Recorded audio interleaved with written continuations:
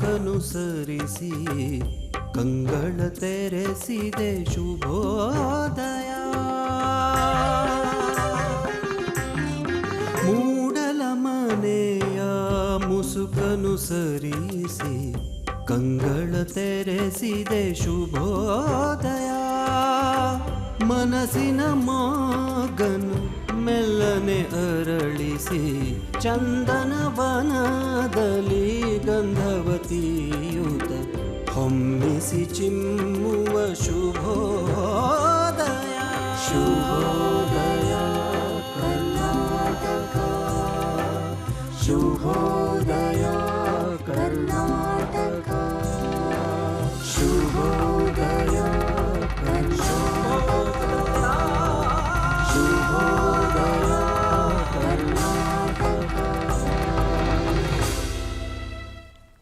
ಚಂದನ ವಾಹಿನಿಯ ಸಮಸ್ತ ವೀಕ್ಷಕರಿಗೂ ನಮಸ್ಕಾರ. ಶುಭೋದಯ ಕರ್ನಾಟಕ 2ನೇ ಆವೃತ್ತಿಯ ವಿಶೇಷ ಕಾರ್ಯಕ್ರಮಕ್ಕೆ ಆತ್ಮೀಯವಾದಂಥ ಸ್ವಾಗತ. ವೀಕ್ಷಕರೇ, ಸಾಧನೆ ಇಲ್ಲದೆ ಸತ್ತರೆ ಸಾವಿಗೆ ಅವಮಾನ, ಆದರ್ಶಗಳಿಲ್ಲದೆ ಬದುಕಿದ್ರೆ ಬದುಕಿಗೆ ಅವಮಾನ. ಮಾರ್ಗದರ್ಶನ ಮಾಡೋರಿಲ್ಲ ಅಂತ ತಲೆ ಕೆಡಿಸ್ಕೊಂಬೇಡಿ. ಹೊಸ ಮಾರ್ಗವನ್ನು ಸೃಷ್ಟಿಸ್ಕೊಳ್ಳುವಂತಹ ತಾಕತ್ತು, ದೃಢತೆ ನಿಮ್ಮಲ್ಲಿದ್ದರೆ ಇಡೀ ಜಗತ್ತು ನಿಮ್ಮ ಹಿಂದೆ ಬರುತ್ತೆ ಅಂತ ಈ ಜಗತ್ತು ಕಂಡಂತಹ ಯುಗ ಪುರುಷ ಸ್ವಾಮಿ ವಿವೇಕಾನಂದರು ಹೇಳಿದ್ದಾರೆ. ಹೌದು, ಜನವರಿ 12 ಸ್ವಾಮಿ ವಿವೇಕಾನಂದರ ಜನ್ಮದಿನ. 1984ರಂದು ನಮ್ಮ ಭಾರತ ಸರ್ಕಾರ ಸ್ವಾಮಿ ವಿವೇಕಾನಂದರ ಜನ್ಮದಿನವನ್ನು ರಾಷ್ಟ್ರೀಯ ಯುವ ದಿನವನ್ನಾಗಿ ಆಚರಣೆ ಮಾಡಬೇಕು ಅಂತ ಹೇಳಿ ಘೋಷಣೆಯನ್ನು ಮಾಡುತ್ತೆ. ಎಲ್ಲ ಯುವ ಜನತೆಗೆ ರಾಷ್ಟ್ರೀಯ ಯುವ ದಿನದ ಶುಭಾಶಯಗಳು. ಇನ್ನು ನಮ್ಮ ಅತಿಥಿಗಳ ಬಗ್ಗೆ ಹೇಳಬೇಕು ಅಂತ ಹೇಳಿದ್ರೆ, ಮಹಿಳೆಗೆ ಏನೇ ಕೆಲಸ ಕೊಟ್ಟರೂ ಅಚ್ಚುಕಟ್ಟಾಗಿ ಮಾಡ್ತಾರೆ ಅಂತ ಹೇಳ್ತಾರೆ. ಯಾಕೆಂದರೆ ಅವಳಲ್ಲಿರುವಂತಹ ಏಕಾಗ್ರತೆ, ಸಮಯಶೀಲತೆ, ಏಕಕಾಲದಲ್ಲಿ ಅನೇಕ ಕೆಲಸಗಳನ್ನು ಮಾಡುವಂತಹ ಸಾಮರ್ಥ್ಯ ಹೆಣ್ಣಿಗಿದೆ. ಬಹುಶಃ ಈ ಮಾತನ್ನು ನಮ್ಮ ಅತಿಥಿಗಳನ್ನು ನೋಡೇ ಹೇಳಿರಬೇಕು ಅಂತ ಅನಿಸುತ್ತೆ. ಅತ್ಯಂತ ಚತುರೆ, ಸರಳ, ಸಜ್ಜನಿಕೆಯ, ನಗುಮುಖದ ಸ್ನೇಹಜೀವಿ, ಯುವಕರ ಸ್ಫೂರ್ತಿ, ದಕ್ಷ ಆಡಳಿತಗಾರ್ತಿ ಅವರೇ ಡಾಕ್ಟರ್ ಶಾಲಿನಿ ರಜನೀಶ್ರವರು. ಅಪರ ಮುಖ್ಯ ಕಾರ್ಯದರ್ಶಿಗಳು, ಯುವ ಸಬಲೀಕರಣ ಹಾಗೂ ಕ್ರೀಡಾ ಇಲಾಖೆಯಲ್ಲಿ ಪ್ರಸ್ತುತ ಕಾರ್ಯನಿರ್ವಹಿಸ್ತಾ ಇದ್ದಾರೆ. ನಮಸ್ಕಾರ ಮೇಡಮ್, ಕಾರ್ಯಕ್ರಮಕ್ಕೆ ಆತ್ಮೀಯವಾದಂತಹ ಸ್ವಾಗತ. ಧನ್ಯವಾದಗಳು. ನೀವು ಅನೇಕ ಯುವ ಜನತೆಗೆ ಸ್ಫೂರ್ತಿದಾಯಕರಾಗಿದ್ದೀರಿ. ಈ ವಿಶೇಷ ದಿನದಂದು ನಮ್ಮ ಕಾರ್ಯಕ್ರಮಕ್ಕೆ ಆಗಮಿಸಿದ್ದೀರಿ. ನಿಮಗೆ ಎಲ್ಲ ಯುವ ಜನತೆ ಪರವಾಗಿ ಯುವ ದಿನದ ಶುಭಾಶಯಗಳನ್ನು ತಿಳಿಸ್ತಾ ಇದ್ದೀನಿ. ಧನ್ಯವಾದಗಳು. ಮತ್ತು ನನ್ನ ಪರವಾಗಿ ನಾನು ಎಲ್ಲ ಯುವ ಜನರಿಗೆ ಇವತ್ತಿನ ಒಂದು ರಾಷ್ಟ್ರೀಯ ಯುವಜನ ಉತ್ಸವಕ್ಕೆ ಅವರನ್ನು ಶುಭಾಶಯಗಳನ್ನು ಕೋರುತ್ತಾ ಇದ್ದೀನಿ. ಧನ್ಯವಾದಗಳು ಮೇಡಮ್. ಇವತ್ತಿನ ದಿನವನ್ನು ಸ್ವಾಮಿ ವಿವೇಕಾನಂದರ ಮಾತುಗಳನ್ನು, ಅವರ ತತ್ವಜ್ಞಾನವನ್ನು, ಅವರ ನಡೆ ನುಡಿಗಳನ್ನು ಗಮನಿಸ್ತಾ ಇದ್ದರೆ ಪ್ರತಿಯೊಬ್ಬ ವ್ಯಕ್ತಿಯ ಮೈ ಮನಸ್ಸಿನಲ್ಲಿ ವಿದ್ಯುತ್ ತರಂಗಗಳೇಳುತ್ತೆ. ಅವರ ಒಂದು ಒಳ್ಳೆಯ ನುಡಿಯೊಂದಿಗೆ ಇವತ್ತಿನ ಕಾರ್ಯಕ್ರಮವನ್ನು ಪ್ರಾರಂಭ ಮಾಡೋಣ. ಖಂಡಿತ. ವೀಕ್ಷಕರೇ, ಒಂದು ಒಳ್ಳೆ ಮಾತಿನಲ್ಲಿ ಇವತ್ತು ಸ್ವಾಮಿ ವಿವೇಕಾನಂದರ ಮಾತು ಎಷ್ಟು ಅಚ್ಚುಕಟ್ಟಾಗಿ ಪ್ರಸ್ತುತ ನಮ್ಮ ಯುವಜನತೆಗೆ ಸ್ಫೂರ್ತಿದಾಯಕವಾಗಿದೆ ಅಂತ ನೋಡ್ಕೊಂಬರೋಣ. ನೀವು ಯಶಸ್ಸನ್ನು ಪಡೆಯಲು ದೃಢ ಪ್ರಯತ್ನ ಮಾಡಬೇಕು, ಅಪಾರ ಇಚ್ಛಾಶಕ್ತಿ ಬೇಕು. ನಾನು ಸಮುದ್ರವನ್ನೇ ಪಾನ ಮಾಡ್ತೇನೆ ಎಂದು ಪ್ರಯತ್ನಶೀಲನು ಹೇಳ್ತಾನೆ. ನನ್ನ ಸಂಕಲ್ಪದ ಮುಂದೆ ಪರ್ವತಗಳೇ ಪುಡಿ ಪುಡಿಯಾಗುತ್ತೆ ಅಂತ ಹೇಳ್ತಾನೆ. ಇಂತಹ ಶಕ್ತಿಯನ್ನು, ಗಟ್ಟಿ ಗುಂಡಿಗೆಯನ್ನು ಪಡೆಯಿರಿ, ಕಷ್ಟಪಟ್ಟು ದುಡಿಯಿರಿ, ನೀವು ಗುರಿ ಸೇರುವುದು ನಿಶ್ಚಯ. ಎಂತಹ ಅದ್ಭುತವಾದಂತಹ ಮಾತುಗಳಿವು. ವೀಕ್ಷಕರೇ, ಬಹುಶಃ there is no substitute for hard work. ಸಾಧನೆ ಮಾಡಿ ಗೆಲ್ಲಬೇಕು ಅಂತ ಹೇಳಿದ್ರೆ ಸತತ ಪ್ರಯತ್ನ, ಪರಿಶ್ರಮ ಪಡಲೇಬೇಕು. ಅದಕ್ಕೆ ನಿದರ್ಶನ 33ನೇ ವಯಸ್ಸಿಗೆ ನಾವು ಸ್ವಾಮಿ ವಿವೇಕಾನಂದರನ್ನ ಕಳ್ಕೊಂಡ್ವಿ. ಆದರೆ ಈ ವರ್ಷವಲ್ಲ, ಇನ್ನು ಯುಗ ಯುಗಗಳು ಕಳೆದರೂ ಕೂಡ ಅವರ ಹೆಸರು ಕೇವಲ ನಮ್ಮ ದೇಶದಲ್ಲಷ್ಟೇ ಅಲ್ಲ, ಜಗತ್ತಿನಾದ್ಯಂತ ಒಬ್ಬ ಯುವ ಶಕ್ತಿಯನ್ನು ನೆನೆಸ್ಕೊಂಡಾಗ ತಕ್ಷಣಕ್ಕೆ ನೆನಪಿಗೆ ಬರೋದು ಸ್ವಾಮಿ ವಿವೇಕಾನಂದರು. ಮೇಡಮ್, ಇವತ್ತಿನ ವಿಶೇಷ ದಿನದಂದು ಇನ್ನೊಂದು ವಿಶೇಷವಾದಂಥ ಅದ್ದೂರಿ ಹಾಗೂ ಹೆಮ್ಮೆಯ ವಿಚಾರ ಅಂತ ಹೇಳಿದ್ರೆ 26ನೇ ರಾಷ್ಟ್ರೀಯ ಯುವೋತ್ಸವ ನಮ್ಮ ಅವಳಿ ನಗರಿಗಳಾದಂತಹ ಹುಬ್ಬಳ್ಳಿ ಹಾಗೂ ಧಾರವಾಡದಲ್ಲಿ ನಡೀತಾ ಇದೆ. ಯಾವಾಗ ಪ್ರಾರಂಭ ಆಗುತ್ತೆ, ಎಷ್ಟು ದಿನಗಳ ಕಾಲ ನಡೆಯುತ್ತೆ, ತಿಳಿಸ್ಕೊಡಿ. 5 ದಿನಕ್ಕೆ ಅಂದರೆ 12ನೇ ಜನವರಿಯಿಂದ 16ನೇವರೆಗೂ ಈ ಯುವಜನ ಉತ್ಸವವನ್ನು, ರಾಷ್ಟ್ರೀಯ ಯುವಜನ ಉತ್ಸವವನ್ನು ನಾವು ಹುಬ್ಬಳ್ಳಿ ಧಾರವಾಡದಲ್ಲಿ ಆಚರಿಸ್ತಾ ಇರೋದು ನಿಜವಾಗಿ ನಮ್ಮೆಲ್ಲರಿಗೆ ಹೆಮ್ಮೆ ತಂದಿದೆ. ಈ ಹಿಂದೆ ನಾವು 2012ರಲ್ಲಿ ಇದೇ ರೀತಿ ರಾಷ್ಟ್ರೀಯ ಯುವಜನೋತ್ಸವವನ್ನು ಮಂಗಳೂರಲ್ಲಿ ಆಚರಿಸಿದ್ದೀವಿ. ಸೊ 10 ವರ್ಷ ಆದಮೇಲೆ ಮತ್ತೊಂದು ಸಲ ಕರ್ನಾಟಕಕ್ಕೆ ಈ ಒಂದು ಭಾಗ್ಯ ಸಿಕ್ಕಿದೆ ಅಂತ ತುಂಬ ಸಂತೋಷದ ವಿಷಯ. ಹುಬ್ಬಳ್ಳಿ ಮತ್ತು ಧಾರವಾಡ ನಿಮಗೆಲ್ಲರಿಗೂ ಗೊತ್ತಿದ್ದಾಗೆ ಸಾಂಸ್ಕೃತಿಕವಾಗಿ ಎಷ್ಟು ನಮಗೆ ಒಳ್ಳೆ ನಮಗೆ ಹೆರಿಟೇಜ್ ಇದೆ, ಪರಂಪರೆ ಮತ್ತು ಬಹಳ ದೊಡ್ಡ ದೊಡ್ಡ ಜನ ಅಲ್ಲಿ ರಾಷ್ಟ್ರಾದ್ಯಂತ ರಾಜ್ಯಾದ್ಯಂತ ಅವರ ಹೆಸರನ್ನು ಮಾಡಿದ್ದಾರೆ. ಮತ್ತು ಹುಬ್ಳಿಯಲ್ಲಿ ಬಹಳ ವಿಶೇಷ ನಿಮ್ಗೆ ಗೊತ್ತಿದ್ದಾಗೆ ನಮ್ಮ ನ್ಯಾಷನಲ್ ಫ್ಲ್ಯಾಗ್ ಅಲ್ಲಿ ಆಗೋದು. ಸೊ ಯುವ ಜನರಿಗೆ ಇದು ಒಂದು ಇನ್ಸ್ಪೈರಿಂಗ್, ಕಲ್ಚರ್ ಬಗ್ಗೆ ಆಗಲಿ ಅಥವಾ ನಮ್ಮ ಟ್ರೆಡಿಷನ್ಸ್ ಬಗ್ಗೆ ಆಗಲಿ ಅಥವಾ ಇಕನಾಮಿಕ್ ಜಗತ್ತಲ್ಲಿ ಕೂಡ ಅವರು ಮುಂಚೂಣಿಯಲ್ಲಿ ಇರಬೇಕು ಅಂತ ಆ ಒಂದು ಸ್ಫೂರ್ತಿ ಅವ್ರಿಗೆ ಬರಲಿ ಅಂತ ಹೇಳಿ ಒಂದು ಸೂಕ್ತವಾದಂಥ ಸ್ಥಳ ಅಂತ ಭಾವಿಸ್ತೀನಿ. ಹೆಮ್ಮೆಯ ವಿಚಾರ. ಇದ್ರ ಜೊತೆಯಲ್ಲಿ ಪ್ರಧಾನಮಂತ್ರಿಗಳು ಆಗಮಿಸ್ತಾ ಇದ್ದಾರೆ, ಅವರು ಉದ್ಘಾಟನೆ ಮಾಡ್ತಾ ಇದ್ದಾರೆ. ಅದಾದಮೇಲೆ ಒಂದು ವಿಶೇಷವಾದಂತಹ ಒಂದು ಆಚರಣೆಯನ್ನು ತರ್ತಾ ಇದ್ದಾರೆ ಯುವ ಜನತೆಯನ್ನು ಸಂಘಟನೆಯನ್ನು ಮಾಡೋದಕ್ಕೆ. ಏನು ಆಚರಣೆ ಅಂತ ನಿಮ್ಮ ಮಾತುಗಳಲ್ಲಿ ಕೇಳೋ ಆಸೆ. ಖಂಡಿತ. ನಿಮ್ಗೆ ಗೊತ್ತಿದ್ದಾಗೆ ಈಗ 28 ರಾಜ್ಯಗಳು ಹಾಗೂ 8 ಯೂನಿಯನ್ ಟೆರಿಟರೀಸಿಂದ ಸುಮಾರು 7,500 ಯುವಜನರು ಇಲ್ಲಿ ಭಾಗವಹಿಸ್ತಾ ಇದ್ದಾರೆ. ಸನ್ಮಾನ್ಯ ಪ್ರಧಾನಿಯವರು ಈ ಕಾರ್ಯಕ್ರಮದ ಉದ್ಘಾಟನೆಯನ್ನು 12ನೇ ತಾರೀಕು 4 ಗಂಟೆಗೆ ಸಂಜೆ ಮಾಡಲಿಕ್ಕಿದ್ದಾರೆ ಹುಬ್ಳಿ ರೈಲ್ವೆ ಗ್ರೌಂಡ್ಸ್ನಲ್ಲಿ. ಸುಮಾರು 25,000 ಯುವಜನರು ಈ ಕಾರ್ಯಕ್ರಮದಲ್ಲಿ ಭಾಗವಹಿಸಬೇಕು ಅಂತ ನಾವು ಅರೇಂಜ್ಮೆಂಟ್ಸನ್ನು ಮಾಡಿದ್ದೀವಿ. 7,500 ಜನ ಅಂತೂ ಹೊರಗಡೆಯಿಂದ ಬಂದವರು ಇರ್ತಾರೆ.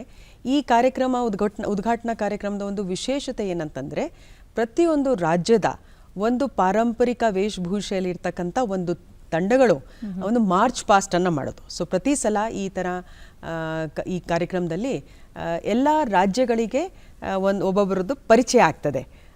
ಸೊ ಪಾರಂಪರಿಕವಾಗಿ ಆಗಲಿ, ಅವರ ಟ್ಯಾಲೆಂಟ್ಗೆ ಆಗಲಿ, ಮತ್ತು ನಮ್ಮ ವೈವಿಧ್ಯತೆಯಲ್ಲಿ ಏಕತೆ ಇದೆ ಅಂತ ಹೇಳಿ ಇದನ್ನು ಎತ್ತಿ ಹೇಳುತ್ತೆ ಅಂತ ಹೇಳಿ ಇದು ಒಂದು ವಿಶೇಷ ಆಕರ್ಷಣೆ ಆ ದಿನದ್ದು.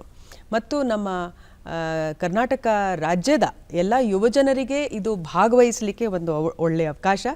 ಅದಕ್ಕೆ ನಮ್ಮ ಡಿಸ್ಟ್ರಿಕ್ಟ್ ಅಡ್ಮಿನಿಸ್ಟ್ರೇಷನಿಂದ ಒಂದು ವೆಬ್ ಪೋರ್ಟಲನ್ನು ಸ್ಥಾಪಿಸಲಾಗಿದೆ.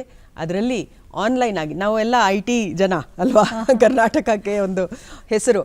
ಸೊ ವೆಬ್ ಪೋರ್ಟಲ್ ಮೂಲಕ ಯುವಜನರು ಇದರಲ್ಲಿ ರಿಜಿಸ್ಟರ್ ಮಾಡಿದ್ದಾರೆ, ಅವರು ಪಾಸ್ ಪಡೆದಿದ್ದಾರೆ ಮತ್ತು ಈ ಕಾರ್ಯಕ್ರಮದಲ್ಲಿ ಭಾಗವಹಿಸ್ತಾರೆ. ಇದು 4 ರಿಂದ 6 ಗಂಟೆ ಈ ಕಾರ್ಯಕ್ರಮ ನಡೀತದೆ. ಆದರೆ ನೆಕ್ಸ್ಟ್ 5 ದಿವಸಕ್ಕೂ 12ನೇ ದಿವಸದಿಂದಲೇ ಕೆಲವು ಸಾಂಸ್ಕೃತಿಕ ಕಾರ್ಯಕ್ರಮ ನಡೀತಾ ಇದೆ. ಮೇಳ, ಯುವ ಕೃತಿ, ಹಾಗೆ ಆಹಾರ ಮೇಳ, ಈ ಥರ ಮುಂತಾದ ಕಾರ್ಯಕ್ರಮಗಳು. ಮತ್ತು 5 ದಿನಕ್ಕೆ ಒಂದು ಒಳ್ಳೆ ಥೀಮ್ಗಳನ್ನು ನಾವು ಸೆಲೆಕ್ಟ್ ಮಾಡ್ಕೊಂಡಿದ್ದೀವಿ.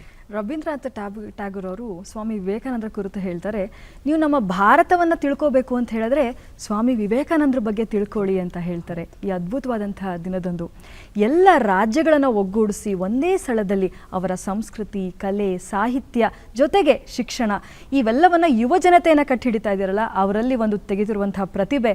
ಹೇಳ್ತಾರೆ ಹೆಂಗೆ ಒಂದು ಸಮುದ್ರ ಮಥನ ಆಗ್ತಿರುವಾಗ ಅಮೃತ ಹೆಂಗೆ ಬಂತೋ, ಬಹುಶಃ ಈ ಒಂದು ಉತ್ಸವದ ಮೂಲಕ ಎಲ್ಲ ಯುವ ಜನತೆಗೆ ಒಂದು ಒಳ್ಳೆಯ ಒಂದು ಭವಿಷ್ಯ, ಅವರ ಪ್ರತಿಭೆಗೆ ಒಂದು ಒಳ್ಳೆ ವೇದಿಕೆ ಪ್ರಾರಂಭ ಆಗ್ತಿದೆ.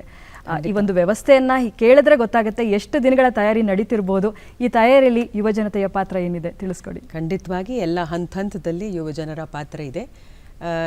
ನಮ್ಮ ರಾಷ್ಟ್ರದ್ದು ಅಥವಾ ರಾಜ್ಯದ್ದು 3% ಭಾಗ ಯುವ ಜನರು. ಸೊ ನಾವು ಬಹುಶಃ ಪ್ರಪಂಚದಲ್ಲಿ ಅತಿ ದೊಡ್ಡ ಯುವ ರಾಷ್ಟ್ರ ಅಂತ ಹೇಳ್ಬೋದು. ಸೊ ನಮ್ಮ ಶಕ್ತಿ, ರಾಷ್ಟ್ರದ ಶಕ್ತಿ ಅಂದರೆ ಯುವ ಶಕ್ತಿಯ ಶಕ್ತಿ ಅಂತ ಹೇಳಿ ಈ ಕಾರ್ಯಕ್ರಮದಲ್ಲಿ ನಾವು ಥೀಮ್ ಕೊಟ್ಟಿರೋದು ವಿಕಸಿತ ಯುವ, ವಿಕಸಿತ ಭಾರತ್ ಅಂತ ಹೇಳಿ. ನಮ್ಮ ಯುವ ಜನರು ವಿಕಸಿತ ಆದರೆ ಖಂಡಿತವಾಗಿ ನಮ್ಮ ರಾಷ್ಟ್ರ ವಿಕಸಿತ ಆಗೇ ಆಗ್ತದೆ. ಈಗಾಗಲೇ ನಮ್ಮ ರಾಷ್ಟ್ರಕ್ಕೆ G20 ಪ್ರೆಸಿಡೆನ್ಸಿ ಸಿಕ್ಕಿರೋದೂ ಕೂಡ ಬಹಳ ಹೆಮ್ಮೆಯ ವಿಷಯ. ಅದರಲ್ಲಿ ಯುವ ಜನರ ಪಾತ್ರ ಹೆಂಗಿರಬೇಕು ಮತ್ತು ಪ್ರತಿಯೊಂದರಲ್ಲಿ ಅವರು ಮುಂಚೂಣಿಯಲ್ಲಿ ಬರಬೇಕಾದ್ರೆ ಖಂಡಿತವಾಗಿ ಅದು ಪ್ರತಿಯೊಂದು ಕ್ಷೇತ್ರದಲ್ಲಿ ಅವರ ಪಾಲುವಿಕೆ ಬಹಳ ಮುಖ್ಯವಾಗಿದೆ. ಬಹಳಷ್ಟು ಕಮಿಟಿಗಳನ್ನು ರಚನೆ ಆಗಿದೆ. ಆದರೆ ಈ ಕಮಿಟಿಗಳಲ್ಲಿ ಅವರು ಕೆಲವು ಥೀಮ್ಸ್ ಬೇಸ್ಡ್, ಒಂದು ಸಾಂಸ್ಕೃತಿಕ ಕಾರ್ಯಕ್ರಮ, ಡ್ಯಾನ್ಸು, ಕಾಂಪಿಟಿಷನ್ ಅವೆಲ್ಲ ಇರುತ್ತೆ. ಆದರೆ ಒಂದು ಬುದ್ಧಿ ವಿಕಾಸಕ್ಕೆ ನಾವು ಮುಂದಕ್ಕೆ ನಮ್ಮ ಫ್ಯೂಚರ್ ಹೆಂಗಿರಬೇಕು, ಯೂತ್ ಕೈಯಲ್ಲಿ ಹೆಂಗೆ ವಿಕಾಸ ಆಗಬೇಕು ಅಂಥೇಳಿ ನಾವು ಕೆಲವು ಇಂಪಾರ್ಟೆಂಟ್ ಥೀಮ್ಸನ್ನು ಆಯ್ಕೆ ಮಾಡಿದ್ದೀವಿ. ಅದರಲ್ಲಿ ಒಂದು ನಮ್ಮದು ಹೊಸ ಎಜುಕೇಷನ್ ಪಾಲಿಸಿ ಪ್ರಕಾರ 21st ಸೆಂಚುರಿಗೆ ಸ್ಕಿಲ್ಸ್ ಹೇಗೆ ಇರಬೇಕು, ಏನು ಕೌಶಲ್ಯಗಳು ಇರಬೇಕು, ಆಂಟ್ರಪ್ರಿನರ್ಶಿಪ್ ಉದ್ಯಮಶೀಲತೆ ಹೇಗೆ ಬರಬೇಕು, ಅದರಲ್ಲಿ ನಾವು ಹೆಂಗೆ ರೆಡಿ ಆಗಬೇಕು, ಓದ್ತಾ ಓದ್ತಾ ನಾನು ಉದ್ಯಮಕ್ಕೂ ರೆಡಿ ಆಗಬೇಕು ಅಂಥೇಳಿ ಇಂಥ ಒಂದು ವಿಚಾರ ವಿಮರ್ಶೆ ಒಂದು ಇರುತ್ತೆ. ಇದೇ ರೀತಿ ನಾವು ಡಿಜಿಟಲ್ ಇಂಡಿಯಾ, ಸೊ IT ಯಾವುದೇ ಒಂದು ಕ್ಷೇತ್ರದಲ್ಲಿ ನಾವು ಮುಂದೆ ಫಾಸ್ಟಾಗಿ ಹೋಗಬೇಕಾದ್ರೆ ನಮಗೆ IT ಬೇಕೇ ಬೇಕು. ಸೊ ಅದನ್ನು ಯಾವ ಥರ ನಾವು ಅಳವಡಿಸಬೇಕು, ಹೊಸ ಹೊಸ ಸ್ಟಾರ್ಟಪ್ಸ್ಗಳು ಹೇಗೆ ನಮ್ಮ ಕರ್ನಾಟಕದಲ್ಲಿ ಅದು ಒಂದು ನಮಗೆ ಒಂದು ಶೋಭೆ ತರ್ತಕ್ಕಂಥ ಮತ್ತು ಹೆಮ್ಮೆ ತರ್ತಕ್ಕಂಥ ವಿಷಯ ಇದೆ. ಅದೇ ಥರ ನಾವು ಸುಸ್ಥಿರ ಅಭಿವೃದ್ಧಿ ಗುರಿಗಳಂತ ಹೇಳಬೇಕಾದ್ರೆ ಇಡೀ ಪ್ರಪಂಚ, ಇಡೀ ಪ್ಲ್ಯಾನೆಟ್ ಭೂಮಿ ಇವತ್ತು ಒಂದು ಸರಿಯಾಗಿ ನಾವು ಬದುಕಬೇಕು ಅಂತಂದರೆ ನಮ್ಮ ಕ್ಲೈಮೇಟು, ನಮ್ಮ ಪರ್ಯಾವರಣ ಶುದ್ಧವಾಗಿರಬೇಕು, ಸುಸ್ಥಿರವಾಗಬೇಕು ಅಂತ ಹೇಳಿ ಅದಕ್ಕೆ ಯುವಜನರ ಪಾತ್ರ ಹೆಂಗಿರಬೇಕು. ಸೊ ಸ್ವಚ್ಛ ಭಾರತ್ ಅಂತ ಒಂದು, ಇದೇ ಥರ ನಾವು ಟೆಕ್ನಾಲಜಿಯನ್ನು ಹೇಗೆ ಯೂಸ್ ಮಾಡ್ತೀವಿ, ಕಡಿಮೆ ಈ ಪ್ರದೂಷಣನ ಕಡಿಮೆ ಹೆಂಗೆ ಮಾಡೋದು, ಅದನ್ನು ಕೂಡ IT ಬೇಸ್ಡು ಟೆಕ್ನಾಲಜಿ ಇನೋವೇಷನ್ ಬೇಸ್ಡನ್ನು ಅದ್ರ ಬಗ್ಗೆನೂ ಕೂಡ ಚರ್ಚೆ ಇರುತ್ತೆ. ಅದೇ ರೀತಿ ನಾವು ಈ ಆರೋಗ್ಯ, ಅದರಲ್ಲಿ ಕೂಡ ಮಾನಸಿಕ ಆರೋಗ್ಯ ಬಹಳ ಮುಖ್ಯವಾಗಿದೆ. ಅದರಲ್ಲಿಯೂ ಆಯುಷದ ಪಾತ್ರ ಏನು ಅಂತ ಹೇಳಿ ಬಹಳ ಮುಖ್ಯವಾಗಿ ಈ ವಿಷಯ. ಯಾಕೆಂದರೆ ನಾನು ಅಂಕಿಅಂಶಗಳು ಹೇಳಬೇಕಾದ್ರೆ ಇತ್ತೀಚೆಗೆ ನಮ್ಮ ಯುವ ನೀತಿ ರಾಜ್ಯ ಸರ್ಕಾರ ಮುಂದೆ ಅನುಮೋದನೆ ಆಗಿದೆ. ನಮಗೆ ಸ್ವಲ್ಪ ಕನ್ಸರ್ನ್ ಆಗ್ತಾ ಇರೋದು, ಒಂದು ಕಡೆ ನಮ್ಮ ಯುವಕರು ಯುವತಿಯರು ಬಹಳ ವೇಗವಾಗಿ ಮುಂದೆ ಹೋಗ್ತಾ ಇದ್ದಾರೆ. ಆದರೆ ಸೈಕಲಾಜಿಕಲಿ, ಮಾನಸಿಕವಾಗಿ ಸ್ವಲ್ಪ ಒತ್ತಡಗಳು ಕೂಡ ಜಾಸ್ತಿ ಆಗ್ತಾ ಇದೆ. ನಿಮಗೆ ಆಶ್ಚರ್ಯ ಆಗೋದು, ಇಂದಿನ ಯುವ ಜನತೆಯಲ್ಲಿ ಆ ಸದೃಢತೆ ಮಾನಸಿಕ ಸ್ಥಿತಿಯಲ್ಲಿ ಎಲ್ಲೋ ಒಂದು ಕಡೆ ಕಡಿಮೆ ಇದೆ. ಆಶ್ಚರ್ಯ ಆಗೋದು, ಸುಮಾರು 30% ಸೂಸೈಡ್ ಕೇಸಸ್ ಅಲ್ಲಿ ಯುವ ಜನರು ಇರ್ತಾರೆ. ಯಾಕೆಂದ್ರೆ ಅವರಿಗೆ ಆಸೆಗಳು ಬಹಳ ಇದೆ, ವೇಗ ಬಹಳ ಇದೆ, ಆದರೆ ಒತ್ತಡ ಬಂದಾಗ ಅದನ್ನು ತಡೆಯೋಕ್ಕಾಗ್ತಿಲ್ಲ.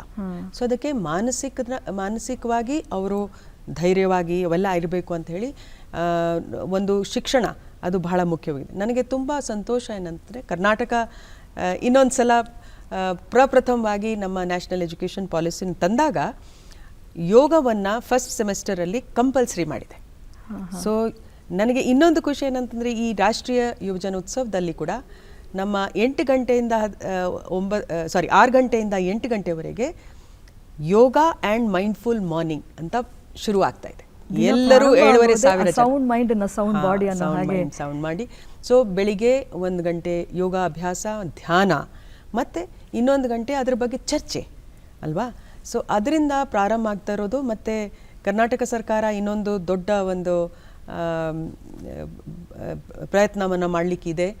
ಈ ಜನವರಿ 15ರಂದು ಯೋಗಾಥಾನ್, ಅಂದರೆ ಸುಮಾರು 10 ಲಕ್ಷ ಯುವಜನರು ಮತ್ತು 10,000ಕ್ಕಿಂತ ಹೆಚ್ಚು ಇನ್ಸ್ಟ್ರಕ್ಟರ್ಗಳು ಎಲ್ಲ ಸೇರಿ ನಾವು, ನಿಮ್ಗೆ ಗೊತ್ತಿದೆ ಇಂಟರ್ನ್ಯಾಷನಲ್ ಯೋಗ ಡೇ ಅಂತ ಯಾವಾಗಲೂ 21 ಜೂನ್ಗೆ ನಾವು ಮಾಡ್ತೀವಿ. ನಿಜ. ಆದರೆ ಒಂದು ದಿನಕ್ಕೆ ಸೀಮಿತ ಆಗಬಾರ್ದು. ಯೋಗ ಮತ್ತು ಧ್ಯಾನ ನಮ್ಮ ಜೀವನ ಶೈಲಿ ಆಗಬೇಕು.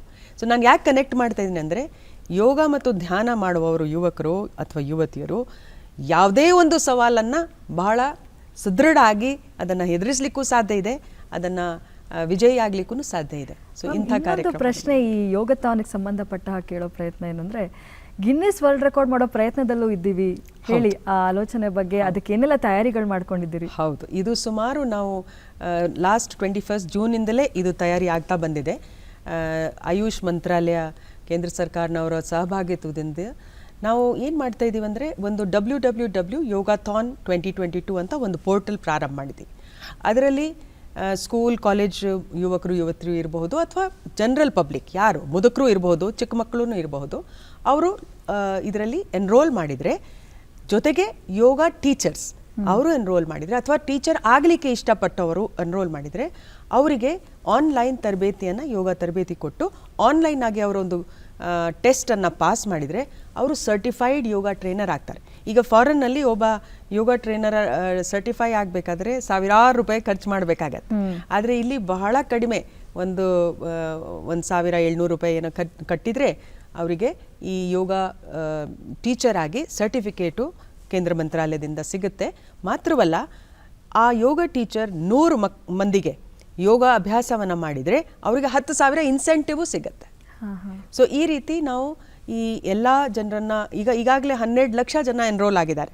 ಪ್ರತಿದಿನ ಜನ ಎನ್ರೋಲ್ ಆಗ್ತಾರೆ. ಸೊ ನಿಮ್ಮ ಈ ಮಾಧ್ಯಮದಿಂದ ಕೂಡ ನಾನು ಹೆಚ್ಚು ಜನರನ್ನು ಹೇಳ್ತೀನಿ. ಯಾಕೆಂದರೆ ಇದರ ವಿಶೇಷತೆ ಏನಂತಂದರೆ ಈ ಒಂದು ದಿನ ಯೋಗಾಥಾನ್ ಮಾಡಿ Guinness book of world record ಮಾಡಿದ್ದು ಅದಲ್ಲ ನಮ್ಮ ಗುರಿ. ನಮ್ಮ ಗುರಿ ಏನಂತಂದರೆ ಪ್ರತಿ 100 ಜನರಿಗೆ ಒಬ್ಬ ಟೀಚರ್ ನಮ್ಮ ರಾಜ್ಯದಲ್ಲಿ ಸಿಗಬೇಕು.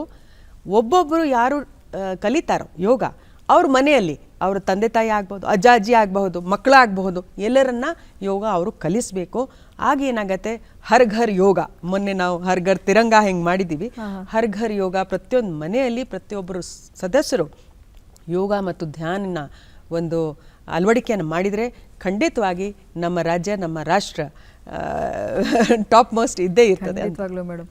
ಸ್ವಾಮಿ ವಿವೇಕಾನಂದರು ಹೇಳ್ತಿರೋ, ನಾವು ಯಾವುದೇ ಒಂದನ್ನು ಕಾರ್ಯರೂಪಕ್ಕೆ ತರೋದಕ್ಕೆ ಮುಂಚೆ ಅಥವಾ ಇನ್ನೊಬ್ರಿಗೆ ಮಾಡು ಅಂತ ಹೇಳೋದಕ್ಕೆ ಮುಂಚೆ ಅದನ್ನು ನಾನು ಮಾಡಿ ನನ್ನ ಕಾರ್ಯರೂಪದಲ್ಲಿ ನನ್ನ ನಡವಳಿಕೆಯಲ್ಲಿ ನನ್ನ ಜೀವನ ಶೈಲಿಯಲ್ಲಿ ತಂದ್ಕೋಬೇಕು ಅಂತ. ನಿಮ್ಮ ಬಗ್ಗೆ ಕೂಡ ನಾವು ವಿಚಾರವನ್ನು ತಿಳ್ಕೊಳ್ಳೋ ಪ್ರಯತ್ನ ಮಾಡಿದಾಗ ನೀವು ಪ್ರತಿದಿನ ಕೂಡ ಬ್ರಾಹ್ಮಿ ಮುಹೂರ್ತದಲ್ಲೇ ಎದ್ದೇಳ್ತಿರಂತೆ, ಧ್ಯಾನ ಮಾಡ್ತೀರಿ, ಯೋಗ ಮಾಡ್ತೀರಿ, ತದನಂತರವೇ ನಿಮ್ಮ ದಿನ ಪ್ರಾರಂಭವಾಗೋದು. ನೀವು ಯೋಗ ಮತ್ತು ಧ್ಯಾನವನ್ನು ಮಾಡೋದ್ರ ಜೊತೆಯಲ್ಲಿ ಅದು ನಮ್ಮ ಭಾರತೀಯ ಧರ್ಮದ ಒಂದು ಸಂಸ್ಕೃತಿ ನಮ್ಮ ದೈನಂದಿನದಲ್ಲಿ ಹಾಸುಹೊಕ್ಕಾಗಿ ಬೆರ್ತು ಹೋಗಿದೆ. ನಿಮಗೆ ಧ್ಯಾನದ ಮಹತ್ವ ಎಷ್ಟು ಮುಖ್ಯ ಅಂತ ಅನ್ಸುತ್ತೆ? ಹೇಳಬೇಕಾದ್ರೆ ನಾನು IAS ತಯಾರಿ ಮಾಡಬೇಕಾದ್ರೆ ಬಹುಶಃ ನಾನು ಯೋಗ ಮತ್ತು ಧ್ಯಾನ ಮಾಡ್ತಿಲ್ಲ ಅಂದರೆ ನನಗೆ ಅಷ್ಟು ಸುಲಭವಾಗಿ ಆಗ್ತಿರ್ಲಿಲ್ಲ ಅಂತ. ಈ ಧ್ಯಾನ ಮತ್ತು ಯೋಗ ಮಾಡಿದ್ರಿಂದ ಒಂದು ನಾವು ದೈಹಿಕವಾಗಿ ನಾವು ಹೆಲ್ದಿ ಇರ್ತೀವಿ. ಅದು ಅಲ್ಲದೆ ನಾವು ಬ್ರಹ್ಮ ಮುಹೂರ್ತದಲ್ಲಿ ಎದ್ದಾಗ ನಾವು ಏನು ಓದ್ತೀವಲ್ವ ಅದು ಗ್ರಹಿಸ್ತೀವಿ ತಕ್ಷಣ, ಮತ್ತು ಅದು ಮರೆಯೋದಿಲ್ಲ. ಇವತ್ತೂ ಕೂಡ ನನಗೆ ಯಾರೋ ನಾನು ಕಣ್ಮುಚ್ಚಿದ್ರೆ ನಾನು ಕೇಳಿದರೆ ನಾನು ಉತ್ತರ ಕೊಡಲಿಕ್ಕೆ ಆ ರೀತಿ ನಮ್ಮ ಮಿದುಳು ಡೆವಲಪ್ ಆಗುತ್ತೆ. ಅದರಿಂದ ನನಗೆ ಆ ಒಂದು ಸ್ವಂತ ಒಂದು ಅನುಭವದಿಂದಲೂ ಕೂಡ ನನಗೆ ಅನಿಸುತ್ತೆ ನಮ್ಮ ಮಕ್ಕಳು ಕೂಡ ಅದನ್ನು ಬಾಲ್ಯ ವ್ಯವಸ್ಥೆದಿಂದ ಇದನ್ನು ಅಳವಡಿಸಿದ್ದೀನಿ. ಸೊ ಎಲ್ಲರೂ ಇದನ್ನು ಅಳವಡಿಸಬೇಕು.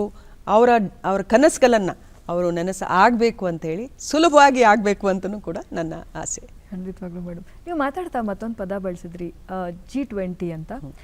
ಇನ್ನೊಂದು ಇತ್ತೀಚಿನ ದಿನಗಳಲ್ಲಿ ಕೇಳಿ ಬರ್ತಾ ಇದೆ Y20 ಅಂತ. ಹೌದು. ಹಾಗಾದರೆ ಈ Y20 ಅಂದರೆ ಏನು ತಿಳಿಸ್ಕೊಡಿ. ಅದನ್ನೇ ನಾವು ಯೂತ್, Y ಅಂದರೆ ಯೂತ್. ಸೊ 20 ದೇಶಗಳು ಏನು ನಮ್ಮ ವರ್ಲ್ಡ್ದಲ್ಲಿ ಪ್ರಪಂಚದಲ್ಲಿ ಇದ್ದಾವೆ, ಅವರು ಟಾಪ್ ಮೋಸ್ಟ್ ದೇಶಗಳು ಅಲ್ವಾ. ಅಲ್ಲಿ ನಾವು ನಮ್ಮ ಭಾರತ ದೇಶ ಪ್ರಧಾನಿಯವರ ಒಂದು ನೇತೃತ್ವದಲ್ಲಿ ಪ್ರೆಸಿಡೆನ್ಸಿಯನ್ನು ಈ ವರ್ಷ ಪಡೆದಿದೆ. ಸೊ ಇದೇ ಚರ್ಚೆಗೆ ಅನುಗುಣವಾಗಿ ನಾವು ನಮ್ಮ ಕೇಂದ್ರ ಸರ್ಕಾರದವರು ಯೂತ್ 20 ಕೂಡ ಹೇಳಿದ್ದಾರೆ. ಅಂದರೆ ಈ 20 ದೇಶಗಳಲ್ಲಿ ಯೂತಿನ ಹೆಚ್ಚಿನ ಪಾತ್ರವನ್ನು ಹೇಗೆ ನಾವು ಅದನ್ನು ಉತ್ತೇಜಿಸಬಹುದು ಅಂತ ಹೇಳಿ ಆ ಒಂದು ಯೂತ್ ಎಂಗೇಜ್ಮೆಂಟ್ ಅಂತ ಹೇಳಿ. ಸೊ ಹಿಂದೆ ಏನಾಗ್ತಿತ್ತು, ಬರೀ ಸಾಂಸ್ಕೃತಿಕ ಕಾರ್ಯಕ್ರಮ, ಮೇಳ, ಇದು ಅದು ಅಂದರೆ ಒಂದು ಕಲ್ಚರಲ್ ಆ್ಯಕ್ಟಿವಿಟೀಸ್, ಕರಿಕ್ಯುಲರ್ ಆ್ಯಕ್ಟಿವಿಟೀಸ್ ಜಾಸ್ತಿ ಇರ್ತಿತ್ತು. ಆದರೆ ಈ ಸಲ ನಾವು ಯೂತ್ ಎಂಗೇಜ್ಮೆಂಟ್ ಅಂತ, Y20 ಅಂದರೆ ಯೂತ್ ಎಂಗೇಜ್ಮೆಂಟ್ ಅಂದರೆ ಯೂತನ್ನು ಈ ಸೀರಿಯಸ್ ಟಾಪಿಕ್ಸ್ಗೆ ತರಬೇಕು. ಆಡಳಿತದಲ್ಲಿ ಅವರ ಏನು ಪಾತ್ರ ಇರಬಹುದು, ಡೆಮೋಕ್ರಸಿನಲ್ಲಿ ಅವರು ಜನಪ್ರತಿನಿಧಿಯಾಗಿ ಬರಲಿಕ್ಕೂ ಅವ್ರ ಪಾತ್ರ ಹೆಂಗಿರಬಹುದು ಅಂತ ಹೇಳಿ. ಸೊ ಆ ಯೂತ್ ಎಂಗೇಜ್ಮೆಂಟನ್ನು ಕಾರ್ಯಕ್ರಮದಲ್ಲಿ ಅಳವಡಿಸ್ಕೊಂಡಿದ್ದೀರಿ. ಒಂದು ಮಾತಿದೆ, ಮುಂದೆ ಗುರಿ ಹಿಂದೆ ಗುರು ಇದ್ದರೆ ಯಾವ ಯುವಜನತೆಯೂ ಕೂಡ ಅವರ ಭವಿಷ್ಯವನ್ನು, ಅವರ ಗುರಿಯನ್ನು ಅತ್ಯದ್ಭುತವಾಗಿ ಸುಲಭವಾಗಿ ಮುಟ್ಟಬಹುದು ಅಂತ. ಇವತ್ತು ಈ ಒಂದು 26ನೇ ರಾಷ್ಟ್ರೀಯೋತ್ಸವ ಏನು ನಡೀತಾ ಇದೆ ಹುಬ್ಳಿ ಧಾರವಾಡದಲ್ಲಿ, ಆ ಒಂದು ಅದ್ಭುತವಾಗಿ ನಡೆಯೋದಕ್ಕೆ ತಯಾರಿಗಳನ್ನು ಮಾಡ್ಕೊಳ್ಳುವಾಗ ಯುವಜನತೆಗೆ ಹೆಚ್ಚಿನ ಅವಕಾಶ ಕೊಟ್ಟಿದ್ದೀರಿ ಅಂತ ಖುಷಿ ಆಯಿತು. ಆದರೆ ಆ ತಜ್ಞರನ್ನು ಒಳಗೊಂಡಂತಹ ಗುರುಗಳನ್ನು ಇರುವಂತಹ ಒಂದು ಕಮಿಟಿ ಏನಾರೋ ನಿರ್ಮಿತವಾಗಿದೆಯಾ? ಯಾರ್ಯಾರಿದ್ದಾರೆ? ಹೌದು. ಸೊ ನಮ್ಮ ಮಾನ್ಯ ಮುಖ್ಯಮಂತ್ರಿಗಳ ನೇತೃತ್ವದಲ್ಲಿ ಮತ್ತು ನಮ್ಮ ಮಾನ್ಯ ಯುವ ಸಬಲೀಕರಣ ಕ್ರೀಡೆ ಇಲಾಖೆ ಸಚಿವರ ನೇತೃತ್ವದಲ್ಲಿ ಮತ್ತು ಸಂಬಂಧಿಸಿದ ಇಲಾಖೆ ಸಚಿವರು ಇವರೆಲ್ಲ ಇದ್ದಾರೆ, ಅಧಿಕಾರಿಗಳು ಇದ್ದಾರೆ. ಜೊತೆಗೆ ನಾವು ಈ ಕಾರ್ಯಕ್ರಮದಲ್ಲಿ ನಮ್ಮ NSS ವಾಲಂಟಿಯರ್ಸ್, ನಮ್ಮ NYK ವಾಲಂಟಿಯರ್ಸ್ ಅವರನ್ನು ಕೂಡ ಸೇರಿಸಿದ್ದೀವಿ. ಬೇರೆ ಬೇರೆ ಈಗ ಧಾರವಾಡದಲ್ಲಿ ಸೆಪ್ರೇಟ್ ಕಮಿಟೀಸ್ಗಳು ಆಗಿದ್ದಾವೆ. ಅಲ್ಲಿ ಒಂದೊಂದು, ಈಗ ರಿಸೆಪ್ಷನ್ಗೆ ಒಂದು ಕಮಿಟಿ, ಊಟಕ್ಕೆ ಒಂದು ಕಮಿಟಿ. ಸೊ ಆವಾಗ ಯೂತ್ ಅವಾರ್ಡೀಸ್ ಕೂಡ ನಮ್ಮ ಹಿಂದಿನ ಅವಾರ್ಡೀಸ್ಗಳು ಇರ್ತಾರೆ, ಮತ್ತು ಅದರ್ ಯೂತ್ ರೆಪ್ರೆಸೆಂಟೇಟಿವ್ಸ್ ಇರ್ತಾರೆ. ಅವರೆಲ್ಲರೂ ಸೇರಿಕೊಂಡು ಸುಮಾರು ಕಮಿಟೀಸ್ಗಳಿಗೆ ಒಂದೊಂದು ಕೆಲಸವನ್ನು ನೀಡಲಾಗಿದೆ. ಈಗ ಊಟದಲ್ಲಿ ಯೂತ್ಗೆ ಇವತ್ತು ಏನು ಅವ್ರಿಗೆ ಏನು ಇಷ್ಟ ಇದೆ, ಮತ್ತು ಅವರಿಗೆ ಯಾವ ರೀತಿ ನಾವು ಪೌಷ್ಟಿಕತೆಯೊಂದಿಗೆ ರುಚಿ ಕೊಡಬಹುದು ಅಂತ ಹೇಳಿ, ಈ ಥರ ಯೂತಿನ ಅನುಭವವನ್ನು ಪಡೆದು ನಾವು ಕಾರ್ಯಕ್ರಮವನ್ನು ರೂಪಿಸ್ತಾ ಇದ್ದೀವಿ. ನೀವು ಪೌಷ್ಟಿಕಾಂಶ ಅನ್ನೋ ಪದ ಬಳಸಿದಾಗ ಸಿರಿಧಾನ್ಯಗಳ ಮೇಳ ಕೂಡ ನಡೀತಾ ಇದೆಯಂತೆ. ಯಾಕೆಂದರೆ ಪ್ರಸ್ತುತ ನಮ್ಮ ಬದುಕಿನ ಶೈಲಿಯಲ್ಲಿ ನಮಗೆ ಹೆಚ್ಚು ಪೌಷ್ಟಿಕಾಂಶದ ಕೊರತೆ ಇರೋದ್ರಿಂದ ಅದರಲ್ಲೂ ಯುವ ಜನತೆಗೆ ಪೌಷ್ಟಿಕಾಂಶ ಕೊಡಬೇಕು ಅನ್ನೋ ಮಾತನ್ನು ಹೇಳಿ ಹಾಗಾಗಿ ಈ ಆಲೋಚನೆ ಹೇಗೆ ಬಂತು? ಹೌದು. ಸೊ ನಿಮ್ಗೆ ಗೊತ್ತಿದ್ದಾಗೆ ಈಗ ಈ ವರ್ಷ ಸಿರಿಧಾನ್ಯ ವರ್ಷ ಎಂದು ಡಿಕ್ಲೇರ್ ಮಾಡಲಾಗಿದೆ. ಅದರಿಂದ ಒಂದು ಸಿರಿಧಾನ್ಯ ಮೇಳ ಕೂಡ ನಮ್ಮ ಕೃಷಿ ವಿಶ್ವವಿದ್ಯಾಲಯ ಧಾರವಾಡ ಅವರ ಒಂದು ಸಹಭಾಗಿತ್ವದಿಂದ ನಾವು ಮಾಡ್ತಾ ಇದ್ದೀವಿ. ಇದರಿಂದ ಪೌಷ್ಟಿಕತೆ ವಿಷಯಗಳನ್ನು ಹೇಳುವಂಥದ್ದು ಬಹಳ ಅವಶ್ಯ. ಈಗ ನಾನು ಬಹುಶಃ 2 ವರ್ಷದಿಂದ ನಾನು ಗೋಧಿ ಮತ್ತು ರೈಸ್ ತಿನ್ನಲೇ ಇಲ್ಲ. ನಾನು ಕೇವಲ ಸಿರಿಧಾನ್ಯವನ್ನು ತಿಂದು ನನಗೆ ತುಂಬ ಚೆನ್ನಾಗಿ ಅನಿಸ್ತದೆ. ಮತ್ತು ನಮ್ಮಲ್ಲಿ ಕೂಡ ಅಪೌಷ್ಟಿಕತೆ ಇದು ನಾವು ನೋಡಿದ್ದೀವಿ. ಸಿರಿಧಾನ್ಯಗಳನ್ನು ಕೊಟ್ಟಾಗ ಅದರ ಪೌಷ್ಟಿಕ ಅಂಶ ಬಹಳ ಹೆಚ್ಚು ಆಗ್ತಾ ಇದೆ ನಮ್ಮ ಯೂತಲ್ಲಿ, ಮಕ್ಕಳಲ್ಲಿ. ಅದರಿಂದ ಅದನ್ನು ಹೇಗೆ ಅವರು ಜೀವನ ಶೈಲಿಯಲ್ಲಿ ಮತ್ತು ಅವರ ಊಟದ ಒಂದು ಅಭ್ಯಾಸದಲ್ಲಿ ಇದನ್ನು ಕೂಡಿಸ್ಬೇಕು ಅಂತ ಹೇಳಿ ಈ ಕಾರ್ಯಕ್ರಮದ ಪ್ರಮುಖ ಇದು ಆಗಿದೆ. ಸೊ ಸಿರಿಧಾನ್ಯದ ಇದ್ರ ಮೂಲಕ ಒಂದು ನಾಲೆಜ್ ಕೊಡೋದು, ಅದ್ರ ವಿಷಯಗಳ ತಜ್ಞರ ಮೂಲಕ ಹೇಳುವಂಥದ್ದು. ಇನ್ನೊಂದು ಅದನ್ನು ಸವಿಯೋದು. ಸೊ ನಾವು ಈಗ ಇಂಥ ಪಾಯಸ ಅಂತ ಹೇಳ್ತೀವಿ, ಸಾಮ್ಕಿ ಪಾಯಸ ಅಥವಾ ಜೋಳದ ರೊಟ್ಟಿ, ಸಜ್ಜೆ, ರಾಗಿ ಮುದ್ದೆ, ಇದೆಲ್ಲ ನಮ್ಮ ಮೆನ್ಯೂದಲ್ಲಿ, ನಮ್ಮ ಊಟದ ಮೆನ್ಯೂದಲ್ಲಿ ನಾವು ಸೇರಿಸ್ಕೊಂಡಿದ್ದೀವಿ. ಸೊ ಪ್ರತಿದಿನಕ್ಕೆ ಅಟ್ಲೀಸ್ಟ್ ಒಂದ್ಸಲ ಅವರು ಆ ಮಿಲೆಟ್ಸ್ ಊಟವನ್ನು ಅವ್ರು ತಿನ್ನಬೇಕು, ಅವ್ರ ರುಚಿ ಬರಬೇಕು, ಅದರ ಬಗ್ಗೆ ಮಹತ್ವನೂ ಕೂಡ ಅವ್ರು ಕಲಿಬೇಕು. ಸೊ ವಾಪಸ್ ಅವರು ಮನೆಗೆ ಹೋದಾಗ ಅದನ್ನು ಬಳಸ್ಕೋಬೇಕು ಅಂತ ಮತ್ತೆ ಇನ್ನೂ 100 ಮಂದಿಗೆ ಹೇಳಬೇಕು ಅವರು. ನಿಜ ಮೇಡಮ್. ಇವೆಲ್ಲದರ ಜೊತೆಯಲ್ಲಿ ನಡೀತಿರೋದು ಹುಬ್ಳಿ ಧಾರವಾಡದಲ್ಲಿ. ಹುಬ್ಳಿ ಧಾರವಾಡ ಅಂದ ತಕ್ಷಣ ಅದರದೇ ಆದ ದೇಸಿ ಆಹಾರಗಳು ಕೂಡ ಇರುತ್ತೆ. ಯಾಕಂದ್ರೆ ಇದು ರಾಷ್ಟ್ರ ಮಟ್ಟದಲ್ಲಿ ನಡೀತಿರೋದ್ರಿಂದ ಬೇರೆ ರಾಜ್ಯಗಳಿಂದ ಬಂದಿರುವಂತಹ ಯುವ ಜನತೆಗೆ ಅಲ್ಲಿನ ಕಡಕ್ ರೊಟ್ಟಿ ಆಗಿರಬಹುದು ಅಥವಾ ಧಾರವಾಡ ಪೇಡ ಆಗಿರ್ಬೋದು, ಹೇಳಿ ನನಗೆ ಬಾಯಲ್ಲಿ ಇರುತ್ತಾ ಇದೆ ಹೇಳ್ತಾ ಇದ್ರೆ ಹೇಳಿದ ತಕ್ಷಣ ಬಾಯಲ್ಲಿ ಈ ಆಹಾರಗಳ ಒಂದು ವ್ಯವಸ್ಥೆ ಕೂಡ ಮಾಡಲಾಗಿದೆ. ಹೌದು. ಪ್ರತಿಯೊಂದು ನಮ್ಮ ರಾಜ್ಯದ ಬಗ್ಗೆ ಹೇಳ್ತೀವಲ್ಲ, ಒಂದು ರಾಜ್ಯ ಆದರೆ ಅನೇಕ ದೇಶಗಳು ಅಂತ ಹೇಳಿ.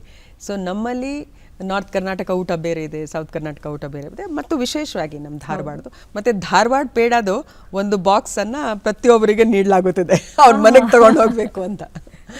ಭಾಳ ಖುಷಿ ಆಗುತ್ತೆ ಮೇಡಮ್.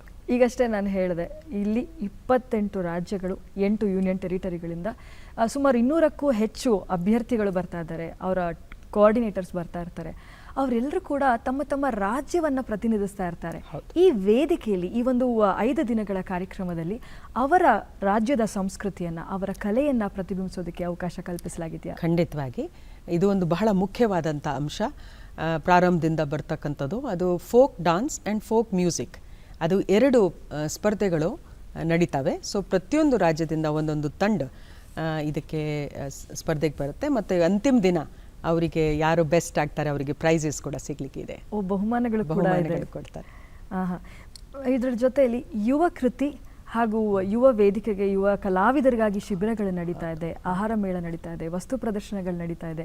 ಇಲ್ಲಿ ಯುವಕರ ಪಾತ್ರ ಎಷ್ಟಿದೆ? ಹೇಗೆಲ್ಲ ನೀವು ಇದನ್ನು ಎಲ್ಲ ರಾಜ್ಯಗಳಿಗೆ ಇದನ್ನು ವಿಂಗಡಿಸಿ ಈ ಒಂದು ವ್ಯವಸ್ಥೆಯನ್ನು ಮಾಡಲಾಗಿದೆ? ಎಲ್ಲಿ ನಡೆಯುತ್ತೆ? ನಮ್ಮಲ್ಲಿ ನೆಹರು ಯುವ ಕೇಂದ್ರ ಅವರ ಸಂಘಟನೆ ಇಡೀ ರಾಷ್ಟ್ರದಲ್ಲಿ ಇರುತ್ತೆ. ಸೊ ಪ್ರತಿಯೊಂದು ರಾಜ್ಯದಿಂದ ಅವರು ಯುವ ಕೃತಿಗೆ ಸುಮಾರು 50 ಸ್ಟಾಲ್ಸ್ ನಾವು ಸೆಟಪ್ ಮಾಡ್ತೀವಿ. ಸೊ ಯುವ ಜನರಲ್ಲಿ ಬಹಳಷ್ಟು ವಿವಿಧ ರೀತಿಯ ಪ್ರತಿಭೆ ಇದೆ. ಒಬ್ಬರು ಫೋಟೋಗ್ರಾಫರ್ ಇರ್ಬೋದು, ಒಬ್ಬರು ಪೋರ್ಟ್ರೇಟ್ ಮಾಡೋರು ಇರ್ಬೋದು, ಇನ್ನೊಬ್ಬರು ಬೇರೆ ಯಾವುದೋ ಒಂದು ಕಸದಿಂದ ರಸ ಮಾಡುವಂಥವ್ರು ಇರ್ಬೋದು, ಇನ್ನೊಬ್ಬರು ಆವಿಷ್ಕಾರ ಮಾಡಿರಬಹುದು. ಸೊ ಆ ಯುವ ಕೃತಿ ವೇದಿಕೆ ಮೂಲಕ ಅವರ ಪ್ರತಿಭೆಗಳನ್ನು ಪ್ರತಿಬಿಂಬಿಸುವಂಥ ಕಾರ್ಯಕ್ರಮವನ್ನು ನಮ್ಮ ಕರ್ನಾಟಕ ಯೂನಿವರ್ಸಿಟಿ ಧಾರವಾಡದಲ್ಲಿ ಒಂದು ಕ್ಯಾಂಪನ್ನು ಸೆಪ್ರೇಟಾಗಿ ಮಾಡಲಾಗಿದೆ. ಎಲ್ಲರೂ ಅದನ್ನು ಬಂದು ವೀಕ್ಷಿಸಬಹುದು ಮತ್ತು ವೀಕ್ಷಿಸಬೇಕು ಅಂತ ನಾನು ಬರ್ಮಾಡ್ಕೊಳ್ತಾ ಇದ್ದೀನಿ. ಇದೇ ರೀತಿ ಈ ಆಹಾರ ಮೇಳ ಕೂಡ ನಮ್ಮ ಯುವಜನರೇ ಅವ್ರದ್ದೇ ಆದಂಥ ಪದಾರ್ಥಗಳು. ಸೊ ಅವರ ರಾಜ್ಯದಲ್ಲಿ ನಾವು ಹೇಗೆ ಧಾರವಾಡ ಬಗ್ಗೆ ಹೇಳ್ತೀವಿ ಅಥವಾ ನಮ್ಮ ಊಟದ ಬಗ್ಗೆ ಹೇಳ್ತೀವಿ, ಅವರ ಊಟದ ಕೂಡ ವಿಶೇಷತೆಗಳು ಇರ್ತವೆ. ಸೊ ಅವರು ಅವರವರ ಆಹಾರ ಪದ್ಧತಿಗಳನ್ನು ಮತ್ತು ಅದರಲ್ಲಿ ಬದಲಾವಣೆಗಳನ್ನು ತಂದು ರುಚಿಯಾಗುವಂಥದ್ದು, ಯೂತ್ಗೆ ರುಚಿಯಾಗುವಂಥದ್ದನ್ನು ಅವರು ಮಾಡ್ತಾರೆ. ಇದು ಸೇಲ್ಗೂ ಇದೆ. ಸೊ ಸಾರ್ವಜನಿಕರು ಇದಕ್ಕೆ ಬರಬೇಕು, ಅವರನ್ನು ಪ್ರೋತ್ಸಾಹಿಸಬೇಕು ಅಂತ ನಾನು ಕೇಳ್ಕೊಳ್ತೀನಿ. ಯುವ ಕಲಾವಿದರಿಗೆ ಶಿಬಿರ ಕೂಡ ನಡೆಸ್ತಾ ಇದ್ದೀರಿ. ಈ ಶಿಬಿರದಡಿಯಲ್ಲಿ ಯಾವೆಲ್ಲ ಅಂಶಗಳು, ನಟನೆಗಾಗಿರ್ಬೋದಾ ಅಥವಾ ನೃತ್ಯಕ್ಕಾಗಿರ್ಬೋದಾ, ಹಾಡುಗಾರಿಕೆಗೆ, ಇನ್ಸ್ಟ್ರೂಮೆಂಟಲ್ಸ್ನ ಪ್ಲೇ ಮಾಡೋದಕ್ಕೆ, ಅಥವಾ ಇನ್ನೂ ಅನೇಕ ಅದು ಎಲ್ಲದಕ್ಕೂ ಅವಕಾಶಗಳು ಇದ್ದಾವೆ. ಸ್ಪೆಷಲಿ ನಾವು ಸಂಜೆ 6 ರಿಂದ 8 ಗಂಟೆ ವರೆಗೂ ನಾವು ಈ ಕಲ್ಚರಲ್ ಈವೆಂಟ್ಸನ್ನು ಇಡ್ತೀವಿ. ಸೊ ನಾವೊಂದು ವೆಬ್ ಪೋರ್ಟಲ್ ಮೂಲಕ ಎಲ್ಲ ಪಾರ್ಟಿಸಿಪೆಂಟ್ಸ್ಗೆ ಕೇಳಿದ್ದೀವಿ, ನಿಮ್ಮ ಯಾವ ಪ್ರತಿಭೆಯನ್ನು ನೀವು ಪ್ರದರ್ಶಿಸಲಿಕ್ಕೆ ರೆಡಿ ಇದ್ದೀರಿ ಅಂತ ಹೇಳಿ ಅದರ ವಿವರವನ್ನು ಕೊಟ್ಟರೆ, ಸೊ 6 to 8 ನಮಗೆ ಟೈಮ್ ಇರುತ್ತೆ, ಅವರು ಕೊಡ್ಬೋದು. ಸೊ ನಮ್ಮ ಸ್ಥಳೀಯರ, ನಮ್ಮ ಕರ್ನಾಟಕದವರಿಗೂ ಅವಕಾಶ ಕೊಟ್ಟಿವಿ, ಅದೇ ರೀತಿ ಹೊರಗಡೆನ ರಾಜ್ಯಗಳನ್ನು ಕೊಡ್ತೀವಿ. ಸೊ ನಮಗೆ ಮಿನಿ ಇಂಡಿಯಾ ಆ ಸ್ಟೇಜ್ನಲ್ಲಿ ಕಾಣುತ್ತೆ. ಇದು ಕೂಡ ಕರ್ನಾಟಕ ಕಾಲೇಜ್ದಲ್ಲಿ, ಧಾರವಾಡದಲ್ಲಿ ವ್ಯವಸ್ಥೆ ಇದೆ. ಎಲ್ಲರಿಗೆ ಇದನ್ನು ನೋಡುವಂಥ ಅವಕಾಶ ಇದೆ. ಜೊತೆಗೆ ಯಾರು ಬರಲಿಕ್ಕೆ ಸಾಧ್ಯವಾಗಿಲ್ಲ ಅವರಿಗೆ ನಾವು ಲೈವ್ ಸ್ಟ್ರೀಮಿಂಗ್ ಮೂಲಕ, ಯೂಟ್ಯೂಬ್ ಚಾನೆಲ್ ಮೂಲಕ ಪ್ರತಿಯೊಂದು ಕಾರ್ಯಕ್ರಮವನ್ನು ವೀಕ್ಷಿಸಲಿಕ್ಕೆ ಮತ್ತು ಭಾಗವಹಿಸಲಿಕ್ಕೆ ಅವಕಾಶ ಕೊಡ್ತೀವಿ. ಅದ್ಭುತ. ನನ್ನ ಪ್ರಶ್ನೆಯನ್ನು ಕೇಳೋಣ ಅಂತಿದ್ದೆ, ಅಷ್ಟು ಜನರನ್ನು ಹೇಗೆ ಅಲ್ಲಿ ಸೇರೋದಕ್ಕೆ ಸಾಧ್ಯವಾಗ್ತಿದೆ ಅಂತ. ಬರೀ ಸಾಂಸ್ಕೃತಿಕ ಕಾರ್ಯಕ್ರಮಗಳಿಗಷ್ಟೇ ಸೀಮಿತವಾಗಿಲ್ಲದೆ ಈ ಉತ್ಸವ, ಕ್ರೀಡೆಗಳಿಗೂ ಕೂಡ ನೀವು ಬಹಳಷ್ಟು ಮನ್ನಣೆಯನ್ನು ಕೊಡ್ತಾ ಇದ್ದೀರಿ. ಅದರಲ್ಲೂ ದೇಸಿ ಕ್ರೀಡೆಗಳಿಗೆ, ಕಬಡ್ಡಿ ಆಗಿರ್ಬೋದು, ಮಲ್ಲಕಂಬ ಆಗಿರ್ಬೋದು, ಘಟಕ ಆಗಿರ್ಬೋದು, ಇನ್ನೂ ಅನೇಕ ಆ ರಾಜ್ಯದ ದೇಸಿ ಕ್ರೀಡೆಗಳ ಸ್ಪರ್ಧೆ ಕೂಡ ನಡೀತಾ ಇದೆಯಂತೆ, ಹೇಳಿ ಅದ್ರ ಬಗ್ಗೆ. ಅದರಿಂದ ನಾವು ಬೇರೆ ಬೇರೆ ರಾಜ್ಯಗಳಿಗೆ ತಮ್ಮದೇ ಆದಂಥ ದೇಸಿ ಕ್ರೀಡೆ ಒಂದು ಪ್ರದರ್ಶನ ಮಾಡಬೇಕು ಅಂತ ಕೇಳ್ಕೊಂಡಿದ್ದೀವಿ. ಅವರು ಬಂದು ಇದನ್ನು ಕಿತ್ತೂರು ರಾಣಿ ಚೆನ್ನಮ್ಮ ಸ್ಟೇಡಿಯಂ, ಕರ್ನಾಟಕ ಯೂನಿವರ್ಸಿಟಿಯಲ್ಲಿ ಅಲ್ಲಿ ಈ ಪ್ರದರ್ಶನ ನಡೀತದೆ. ಜೊತೆಗೆ ನಮ್ಮ ಇಲಾಖೆ, ಕ್ರೀಡಾ ಇಲಾಖೆಯಿಂದ ನಾವು ಕೆಲವು ವಿಶೇಷವಾದಂಥ ಕ್ರೀಡೆಗಳ ಒಂದು ವ್ಯವಸ್ಥೆಯನ್ನು ಮಾಡಿದ್ದೀವಿ. ಉದಾಹರಣೆಗೆ ನಾವು ಇದರಲ್ಲಿ ಸಾಹಸ ಕ್ರೀಡೆ ಬಗ್ಗೆ, ಸೊ ಹೆಣ್ಮಕ್ಳಿಗೆ ನಾವು ಇಲ್ಲಿ ಕರ್ನಾಟಕದಲ್ಲಿ ಸೆಲ್ಫ್ ಡಿಫೆನ್ಸ್ ಟ್ರೈನಿಂಗನ್ನು ಪ್ರಾರಂಭ ಮಾಡಿದ್ದೀವಿ, NCC ಮೂಲಕ, ಮತ್ತು ಈವನ್ ಪೊಲೀಸ್ ಇಲಾಖೆ ಜೊತೆಗೆ ಸೇರಿ ಹೆಣ್ಮಕ್ಳಿಗೆ ವಿಶೇಷವಾಗಿ. ಸೊ ಅದು ಸೆಲ್ಫ್ ಡಿಫೆನ್ಸ್ ತರಬೇತಿ ಕೂಡ ಅಲ್ಲಿ ನಾವು ನಡೆಸ್ತಾ ಇದ್ವಿ. ಸೊ ಯಾರು ಬೇಕಾದರೆ ಅಲ್ಲಿ ಪಾರ್ಟಿಸಿಪೇಟ್ ಮಾಡ್ಬೋದು, ಸರ್ಟಿಫಿಕೇಟ್ ಪಡಿಬಹುದು. ಆಮೇಲೆ ಕ್ರ್ಯಾಶ್ ಕೋರ್ಸಸ್ ಥರ, ಇದೇ ಥರ ರಾಕ್ ಕ್ಲೈಂಬಿಂಗ್ ಇರುತ್ತೆ. ಸೊ ಅಲ್ಲಿ climbing wall, so 30 metre or something ನೀವು ಎತ್ತರ ಹತ್ಕೊಂಡು ನೋಡುವಂಥದ್ದು. ಅದಕ್ಕೂ ಒಂದು ಸ್ಕೂಬಾ ಡೈವಿಂಗ್ ನಮ್ಮಲ್ಲಿ ಕಾಸ್ಟ್ ಇಲ್ಲ, ಆದರೆ ಒಂದು ಸ್ವಿಮ್ಮಿಂಗ್ ಪೂಲನ್ನು ಆ ಥರ ವ್ಯವಸ್ಥೆ ಮಾಡಿ ಅವರಿಗೆ ಒಂದು ಆ ತರಬೇತಿಯನ್ನು ಕೊಡಲಿಕ್ಕೂ ವ್ಯವಸ್ಥೆ ಮಾಡಿದ್ವಿ. ಜೊತೆಗೆ ಪಕ್ಕದಲ್ಲಿ ಒಂದು ಕೆರೆ ಇದೆ, ಅಲ್ಲಿ ವಾಟರ್ ಸ್ಪೋರ್ಟ್ಸನ್ನು ಕೂಡ ಇಟ್ಕೊಂಡಿದ್ದೀವಿ. ವಿಶೇಷವಾಗಿ ಅವರ ಸೇಫ್ಟಿಯನ್ನು ತಲೆಯಲ್ಲಿ ಇಟ್ಕೊಂಡು ನಮ್ಮ ಜನರಲ್ ಥಿಮ್ಮಯ್ಯ ಅಕಾಡೆಮಿ ಆಫ್ ಅಡ್ವೆಂಚರ್, ಅದು ಇದರಲ್ಲಿ ಪರಿಣಿತಾದಂಥ ಸಂಸ್ಥೆ, ಅವರು ಇದನ್ನು ಪರಿಣಿತರು, ತಜ್ಞರು ಇದನ್ನು ನಡೆಸ್ಕೊಳ್ಲಿಕ್ಕೆ ಇದ್ದಾರೆ ಖಂಡಿತ. ಮತ್ತು ಈವನ್ ಪ್ಯಾರಾಸೇಲಿಂಗ್, ಸೊ ಬಹಳ ಅದ್ಭುತವಾದಂಥ ಎಕ್ಸ್ಪೀರಿಯನ್ಸಸ್ ನಮ್ಮ ಮಕ್ಕಳಿಗೆ ಸಿಗತ್ತೆ ಅಂತ ಭಾವಿಸ್ತೀನಿ. ಕಾರ್ಯಕ್ರಮ ನೋಡ್ತಿರೋರು ಅನ್ಕೋತಿರ್ತಾರೆ, ಇದು ಕೇವಲ ಯುವ ಜನತೆಗೆ ಮಾತ್ರ ಯಾಕೆ ಸೀಮಿತವಾಗಿ ಇಟ್ಟಿದ್ದಾರೆ, ಎಲ್ರಿಗೂ ಕೂಡ ಇಟ್ಟಿದ್ದಾರೆ, ಇನ್ನೊಂದ್ಸಲ ಯುವಕರಾಗಿ ಹುಟ್ಟಬೇಕು ಅಂತ. ಹೌದು. ಮತ್ತೊಂದೇನಂದ್ರೆ, ಪ್ರತಿ ರಾಜ್ಯದಿಂದ ಏನಿಲ್ಲ ಅಂದ್ರೂ ಸರಿಸುಮಾರು 200ಕ್ಕೂ ಹೆಚ್ಚು ಅಭ್ಯರ್ಥಿಗಳು ಬರ್ತಾ ಇದ್ದಾರೆ. ಅಂದ್ರೆ 28 ರಾಜ್ಯಗಳಿಂದ ಬರ್ತಾ ಇದ್ದಾರೆ, 8 ಯೂನಿಯನ್ ಟೆರಿಟರಿಗಳಿಂದ ಬರ್ತಾ ಇದ್ದಾರೆ. ಇವರಿಗೆಲ್ಲ ವಸತಿ ವ್ಯವಸ್ಥೆ ಹೇಗೆ ಮಾಡಲಾಗಿದೆ ಮೇಡಮ್? ನಾನು ಕೃತಜ್ಞತೆಯನ್ನು ಸಲ್ಲಿಸಲಿಕ್ಕೆ ಇಷ್ಟಪಡ್ತೀನಿ. ನಮ್ಮ ಕರ್ನಾಟಕ ಯೂನಿವರ್ಸಿಟಿ ಧಾರವಾಡ, ನಮ್ಮ ವೈಸ್ ಚಾನ್ಸಲರ್ ಮತ್ತು ಅಗ್ರಿಕಲ್ಚರ್ ಯೂನಿವರ್ಸಿಟಿ ಕೃಷಿ ವಿಶ್ವವಿದ್ಯಾಲಯ ಅವರು ಒಂದು ವಾರ ಟೈಮ್ ಅವರ ಹಾಸ್ಟೆಲ್ವನ್ನು ನಮಗೆ ಖಾಲಿ ಮಾಡಿ ಕೊಟ್ಟಿದ್ದಾರೆ. ಅಲ್ಲಿ ಈ 6,500 7,000 ಜನ ಅಲ್ಲಿ ವಾಸ ಮಾಡ್ತಿದ್ದಾರೆ. ಸೊ 2 ಯೂನಿವರ್ಸಿಟೀಸ್ ಹಾಸ್ಟೆಲ್ಸ್ಗಳನ್ನು ನಾವು ಉಪಯೋಗಿಸ್ತಾ ಇದ್ದೀವಿ. ಯಾಕೆಂದರೆ ಒಂದೇ ಕಡೆಯಲ್ಲಿ ಇಷ್ಟು ಜನ ಸಿಗೋದು ಕಷ್ಟ. ಸೊ ನನಗೆ ನೆನಪು ಬರುತ್ತೆ, ಬೆಳಗಾವಿಯಲ್ಲಿ ಅಧಿವೇಶನ ನಡೆಸುವಾಗಲೂ ಕೂಡ ನಾವು ಇದೇ ಥರ KLE ಕಾಲೇಜ್ ಇದರಿಂದ ನಾವು ಹಾಸ್ಟೆಲ್ ಮಕ್ಕಳಿಗೆ ಕಳಿಸಿ ಒಂದು ವಾರದ ಟೈಮ್ ಕೊಡಿಸಿದ್ದೀವಿ. ಇದೇ ಥರ ಇದು ವ್ಯವಸ್ಥೆಯನ್ನು ಮಾಡಲಾಗಿದೆ. 10 ವರ್ಷದ ಹಿಂದೆ ಮಂಗಳೂರಿನಲ್ಲಿ ನಡೀತು, ಈಗ ಹುಬ್ಬಳ್ಳಿ ಧಾರವಾಡದಲ್ಲಿ ನಡೀತಿದೆ ಅಂತ ಹೇಳಿದ್ರಿ. ಆ 10 ವರ್ಷದ ಹಿಂದಿನ ಒಂದು ಉತ್ಸವದಿಂದ ಕಲಿತದ್ದೇನು, ಮಾಡ್ಕೊಂಡಿದ್ದಂತಹ ಬದಲಾವಣೆಗಳೇನು? ನಾವು ಪ್ರತಿ ವರ್ಷ ನೋಡಿ ಏನೇನು ಅನುಭವಗಳು ಆಗ್ತವೆ, ನಾವು ಇಂಪ್ರೂವ್ ಮಾಡ್ತಾ ಹೋಗ್ತಾ ಇದ್ದೀವಿ. ಸೊ ನಾನು ಈಗ ಹೇಳಿದಾಗೆ ಹಿಂದಿನ ಎಕ್ಸ್ಪೀರಿಯನ್ಸಸ್ ಹೆಚ್ಚು ಕಲ್ಚರಲ್ ಕಡೆ ಇತ್ತು. ಇವಾಗ ನಾವು ಸ್ವಲ್ಪ ನಾಲೆಡ್ಜ್ ಮತ್ತು ಟೆಕ್ನಿಕಲ್ ಇದಕ್ಕೆ ಹೋಗ್ತಾ ಇದ್ದೀವಿ. ಏಕೆಂದರೆ ಯೂತಿಂದ ತುಂಬ ಅಪೇಕ್ಷೆಗಳಿದೆ. ಸೊ ಅದನ್ನು ನಾವು ಕಲಿಸಬೇಕಾಗತ್ತೆ. ಇನ್ನೊಂದು ಹೊಸ ವಿಶೇಷ ನಮ್ಮ ಇದರಲ್ಲಿ ಈ ಕಾರ್ಯಕ್ರಮದಲ್ಲಿ ನಾವು ಮಾಡ್ತಾ ಇರೋದು, ಇದನ್ನು ನಾವು ಹಸಿರು ಉತ್ಸವ ಅಂತ ಮಾಡ್ತಾ ಇದ್ದೀವಿ. ಅಂದರೆ ಗ್ರೀನ್ ಫೆಸ್ಟಿವಲ್. ನಮ್ಮ ಸ್ವಚ್ಛ ಭಾರತ ಕ್ಯಾಂಪೇನ್ಗೆ ಅನುಗುಣವಾಗಿ ಯಾವುದೇ single use plastic everything will be band. ಯಾವುದೇ ಒಂದು ಕಸವನ್ನು ಈಚೆ ಆಚೆ ಬಿಸಾಡುವಂಥದ್ದು ಅವಕಾಶನೇ ಇರಲಿಕ್ಕಿಲ್ಲ. ಅವರಿಗೆ ಡೂಸ್ ಆ್ಯಂಡ್ ಡೋಂಟ್ಸ್ ನಾವು ಮೊದಲೇ ಹೇಳ್ಕೊಟ್ಟಿದ್ವಿ ಪ್ರತಿಯೊಂದು ಪಾರ್ಟಿಸಿಪೆಂಟ್ಗೆ. ನೋಡಿ ಈ ಥರ ಯು ಹ್ಯಾವ್ ಟು ಫಾಲೋ. ನಾವು ಪ್ರತಿಯೊಂದು ಪಾರ್ಟಿಸಿಪೆಂಟ್ ಅವ್ರು ಬಂದಾಗ ಒಂದು ಸ್ಟೀಲ್ ಬಾಟಲ್, ನೀರಿನ ಬಾಟಲ್ ಕೊಡ್ತೀವಿ. ಸೊ ದ್ಯಾಟ್ ಅವ್ರು ಯಾರು ಪ್ಲಾಸ್ಟಿಕ್ ಬಾಟಲ್ಸ್, ಬಿಸ್ಲೇರಿ ಅವೆಲ್ಲ ಇಟ್ಕೊಳ್ಳೋದು ಬೇಡ. ಈ ಥರ ನಾವು ಈ ನಮ್ಮ ಡಸ್ಟ್ಬಿನ್ಸ್ ಕೂಡ ಇದೇ ಥರ ಕಸದ ಬುಟ್ಟಿಗಳು ಕೂಡ ಎಲ್ಲ ಕಡೆ ವೆಟ್ ವೇಸ್ಟ್ ಬೇರೆ, ಡ್ರೈ ವೇಸ್ಟ್ ಬೇರೆ, ಮತ್ತು ಆದಷ್ಟು ಕಡಿಮೆ ವೇಸ್ಟನ್ನು ಜನ್ರೇಟ್ ಮಾಡುವಂಥದ್ದು, ಇಂಥ ಒಂದು ಪಾಲಿಸೀಸನ್ನು ನಾವು ಇಲ್ಲಿ ಕೂಡ ಫಾಲೋ ಮಾಡ್ತಾ ಇದ್ದೀವಿ. ಹಿಂದೆ ನಿಮಗೆ ನೆನಪಿರಬಹುದು, ನಾವು ಖೇಲೋ ಇಂಡಿಯಾ ಸ್ಕೀಮ್ ಮಾಡುವಾಗಲೂ ಕೂಡ ಫಸ್ಟ್ ಗ್ರೀನ್ ಗೇಮ್ಸ್ ಆಗಿ ನಾವು ಆಚರಣೆ ಮಾಡಿದ್ದೀವಿ. ಇನ್ನು ಮುಂದೆ ಎಲ್ಲರೂ ಅದನ್ನು ಅನುಸರಿಸ್ತಾ ಇದ್ದಾರೆ. ಸೊ ನಾನು ಮೊದಲು ಕೂಡ ಹೇಳಿದಾಗೆ ನಮ್ಮ ಪರ್ಯಾವರಣನ ನಾವು ಸಂರಕ್ಷಿಸಬೇಕಾದ್ರೆ ಮೊದಲು ನಾನೇ ಪ್ರಾರಂಭ ಮಾಡಬೇಕಲ್ಲ. So that is another very important event. ನಂತರ ಈ ಟೆಕ್ನಾಲಜಿ ತುಂಬ ಇಂಪ್ರೂವ್ ಆಗಿದೆ. ಹಿಂದೆ ಈ ಥರ ಆನ್ಲೈನ್ ರಿಜಿಸ್ಟ್ರೇಷನ್ ಇರ್ತಿರ್ಲಿಲ್ಲ ಅಲ್ವಾ. ಮತ್ತು ಹಿಂದೆ ತಿಂಗಳು ಪ್ರಿಪ್ರೇಷನ್ ಬೇಕಾಗಿತ್ತು. ನಮಗೆ 15-20 ದಿವಸ ಮುಂಚೆ ಗೊತ್ತಾಯಿತು. ಸೊ ನಾಟ್ ಈವನ್ ನಮಗೆ ಒಂದು ತಿಂಗಳು ಟೈಮೂ ಇರಲಿಲ್ಲ ಪ್ರಿಪ್ರೇಷನ್, ಇಷ್ಟು ಬೃಹತ್ವಾದಂಥ ಪ್ರಿಪ್ರೇಷನ್ಸ್ ಮಾಡಲಿಕ್ಕೆ. ರಾಜ್ಯ ಸರ್ಕಾರದ ಮಾನ್ಯ ಮುಖ್ಯಮಂತ್ರಿಗಳ ನೇತೃತ್ವದಲ್ಲಿ ಎಲ್ಲ ಹಣಕಾಸಿನ ವ್ಯವಸ್ಥೆ ಆಗಲಿ, ಎಲ್ಲ ತಜ್ಞರ ವ್ಯವಸ್ಥೆ ಆಗಿ ನಾವು ಚುರುಕಾಗಿ ಮಾಡಿದ್ವಿ. ಬಹುಶಃ ಅದಕ್ಕೆ ಕರ್ನಾಟಕಕ್ಕೆ ಬಂದಿದೆ ನಮಗೆ ಅವಕಾಶ. ಬಹುಶಃ ಮುಂದಿನ ಎಲ್ಲ ರಾಷ್ಟ್ರೋತ್ಸವಗಳು ಕರ್ನಾಟಕಕ್ಕೆ ಬರುತ್ತೆ. ಯಾಕಂದರೆ ಅತ್ಯದ್ಭುತವಾಗಿ ತಯಾರಿ ನಡೆಸಿದಿರಿ, ಅದನ್ನು ಕಾರ್ಯರೂಪಕ್ಕೆ ತರೋ ಎಲ್ಲ ಸಜ್ಜಾಗಿ ನಿಂತಿದ್ದೀವಿ ಅಂತ ಹೇಳಬಹುದು.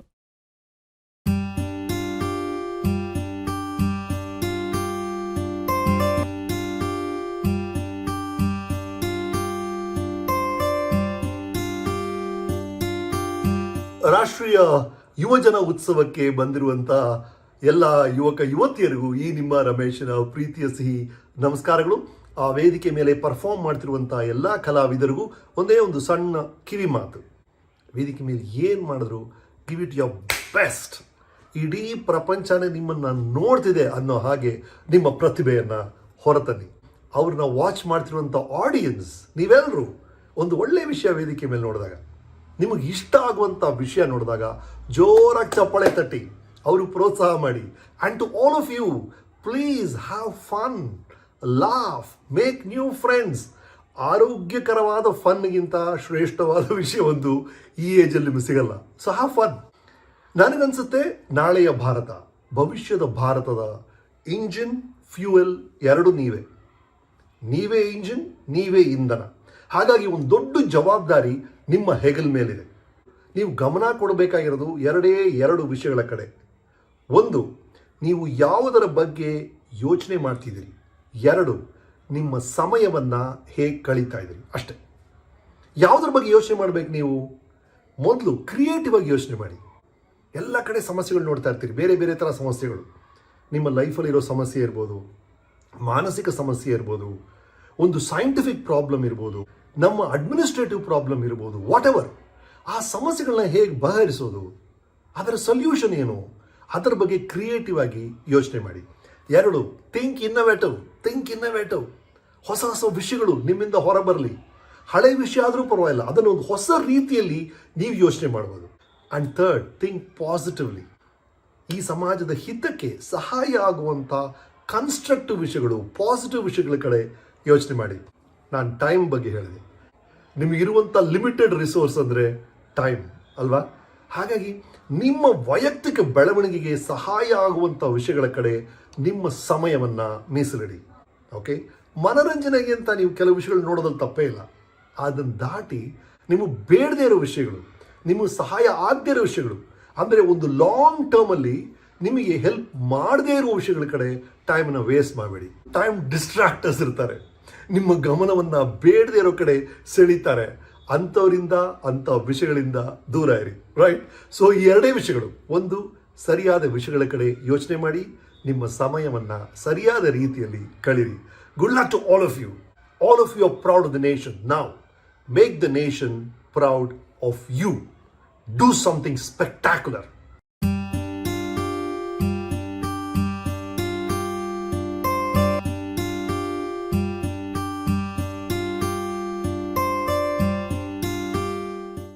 ಇವೆಲ್ಲದರ ಜೊತೆಯಲ್ಲಿ ನೀವು ಹೇಳ್ತಾ ಹೋದ್ರಿ ಅವರ ಒಂದು ತಂತ್ರಜ್ಞಾನದ ಒಂದು ಬಳಕೆ, ಅದರ ಒಂದೆಲ್ಲವೂ ಕೂಡ ಇನ್ನೂ ಉನ್ನತ ಮಟ್ಟದಲ್ಲಿ ಆನ್ಲೈನ್ ವೆಬ್ಸೈಟ್ಸ್ಗಳ ಒಂದು ವ್ಯವಸ್ಥೆ ಮಾಡಲಾಗಿದೆ ಅಂತ.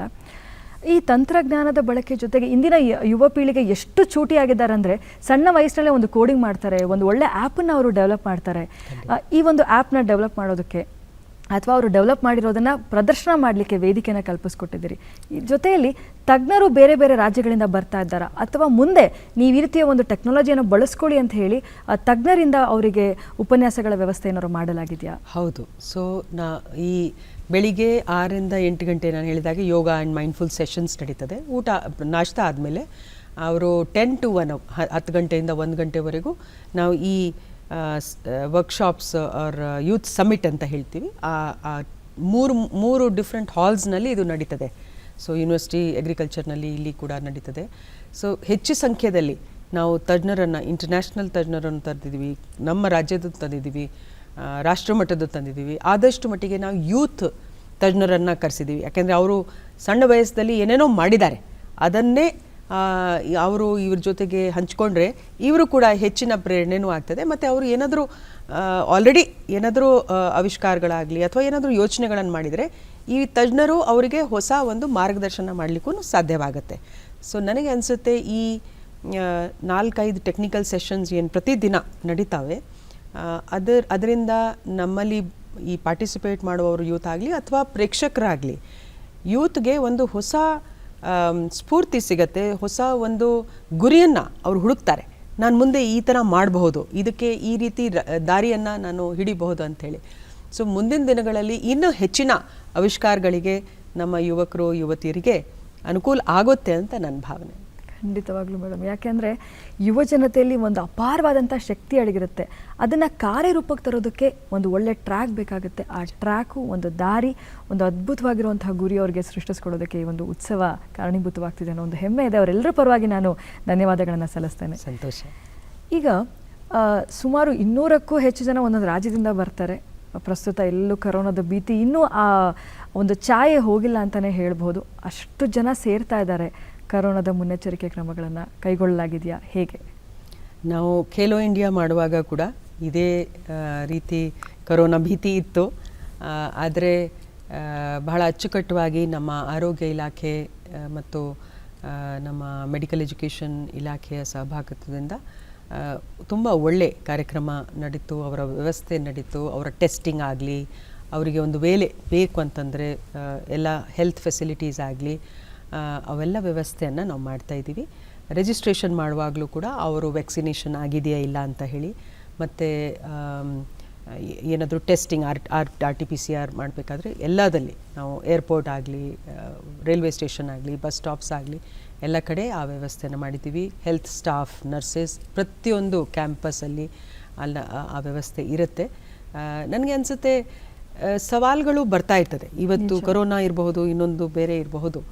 ನಮಗೆ ಅದ್ರ ಬಗ್ಗೆ ಮಾಹಿತಿ ಇರಬೇಕು, ಮತ್ತು ಅದನ್ನು ತಡೆ ಹಿಡಿಯಲಿಕ್ಕೆ ನಾನು ಮಾಡಬೇಕಾದ ಜವಾಬ್ದಾರಿ ಏನಂತ ತಿಳಿದ್ರೆ ನಾವು ಯಾವುದೇ ಒಂದು ಸವಾಲನ್ನು ಎದುರಿಸಬಹುದು ಅಂತ ಹೇಳಿ. ಸೊ ಕರೋನಾ ಬರುತ್ತೆ ಅಂತ ಹೇಳಿ ಅದಕ್ಕೆ ನಾನು ಏನೂ ಮಾಡಬಾರ್ದು ಅಂತ ನಾವು ಮನೆಯಲ್ಲಿ ಕೂತ್ಕೊಂಡ್ರೆ ಸೇಫ್ ಆಗ್ತೀನಿ ಇಲ್ಲ ಅಲ್ವಾ? ಸೊ ಅದರಿಂದ ಅದೇ ಒಂದು ಹಿನ್ನೆಲೆಯಲ್ಲಿ ನಾವು ಸುರಕ್ಷಿತವಾಗಿ ಮತ್ತು ಉತ್ತಮ ರೀತಿಯಲ್ಲಿ ಆರೋಗ್ಯಕರವಾಗಿ ಈ ಕಾರ್ಯಕ್ರಮದಲ್ಲಿ ಭಾಗವಹಿಸ್ತೀನಿ. ಮತ್ತು ಅದರಲ್ಲಿ ಒಂದು ಕೊಡುಗೆಯನ್ನು ಕೊಡ್ತೀನಿ ಅಂತೇಳಿ ಆ ಭಾವನೆಯಿಂದ ಎಲ್ಲ ಯುವಕರು ಯುವತಿಯರು ಬರ್ತಾ ಇದ್ದಾರೆ ಅಂತ ನನ್ನ ಅನಿಸಿಕೆವಾಗ್ಲೂ ಹೇಳ್ತಾರೆ ನೋಡಿ ಸ್ವಾಮಿ ವಿವೇಕಾನಂದರು, all power is with in you, you can do anything and everything. ನೀನು ಏನನ್ನು ಬೇಕಾದರೂ ಸಾಧನೆ ಮಾಡಬಹುದು, ನೀನು ಮನಸ್ಸು ಮಾಡಿದ್ರೆ ಮಾತ್ರ ಅಂತ. ಇವತ್ತು ಆ ಎಲ್ಲ ಯುವ ಜನತೆಯ ಮುಂದೆ ಒಬ್ಬರು ನಿಂತಿರೋ ನನ್ನ ಕಣ್ಣು ಕಾಣ್ತೀರಿ, ಅದು ನೀವು ಮತ್ತು ನಿಮ್ಮ ತಂಡ ಅಂತ ನಾನು ಹೇಳೋದಕ್ಕೆ ಇಷ್ಟಪಡ್ತೀನಿ.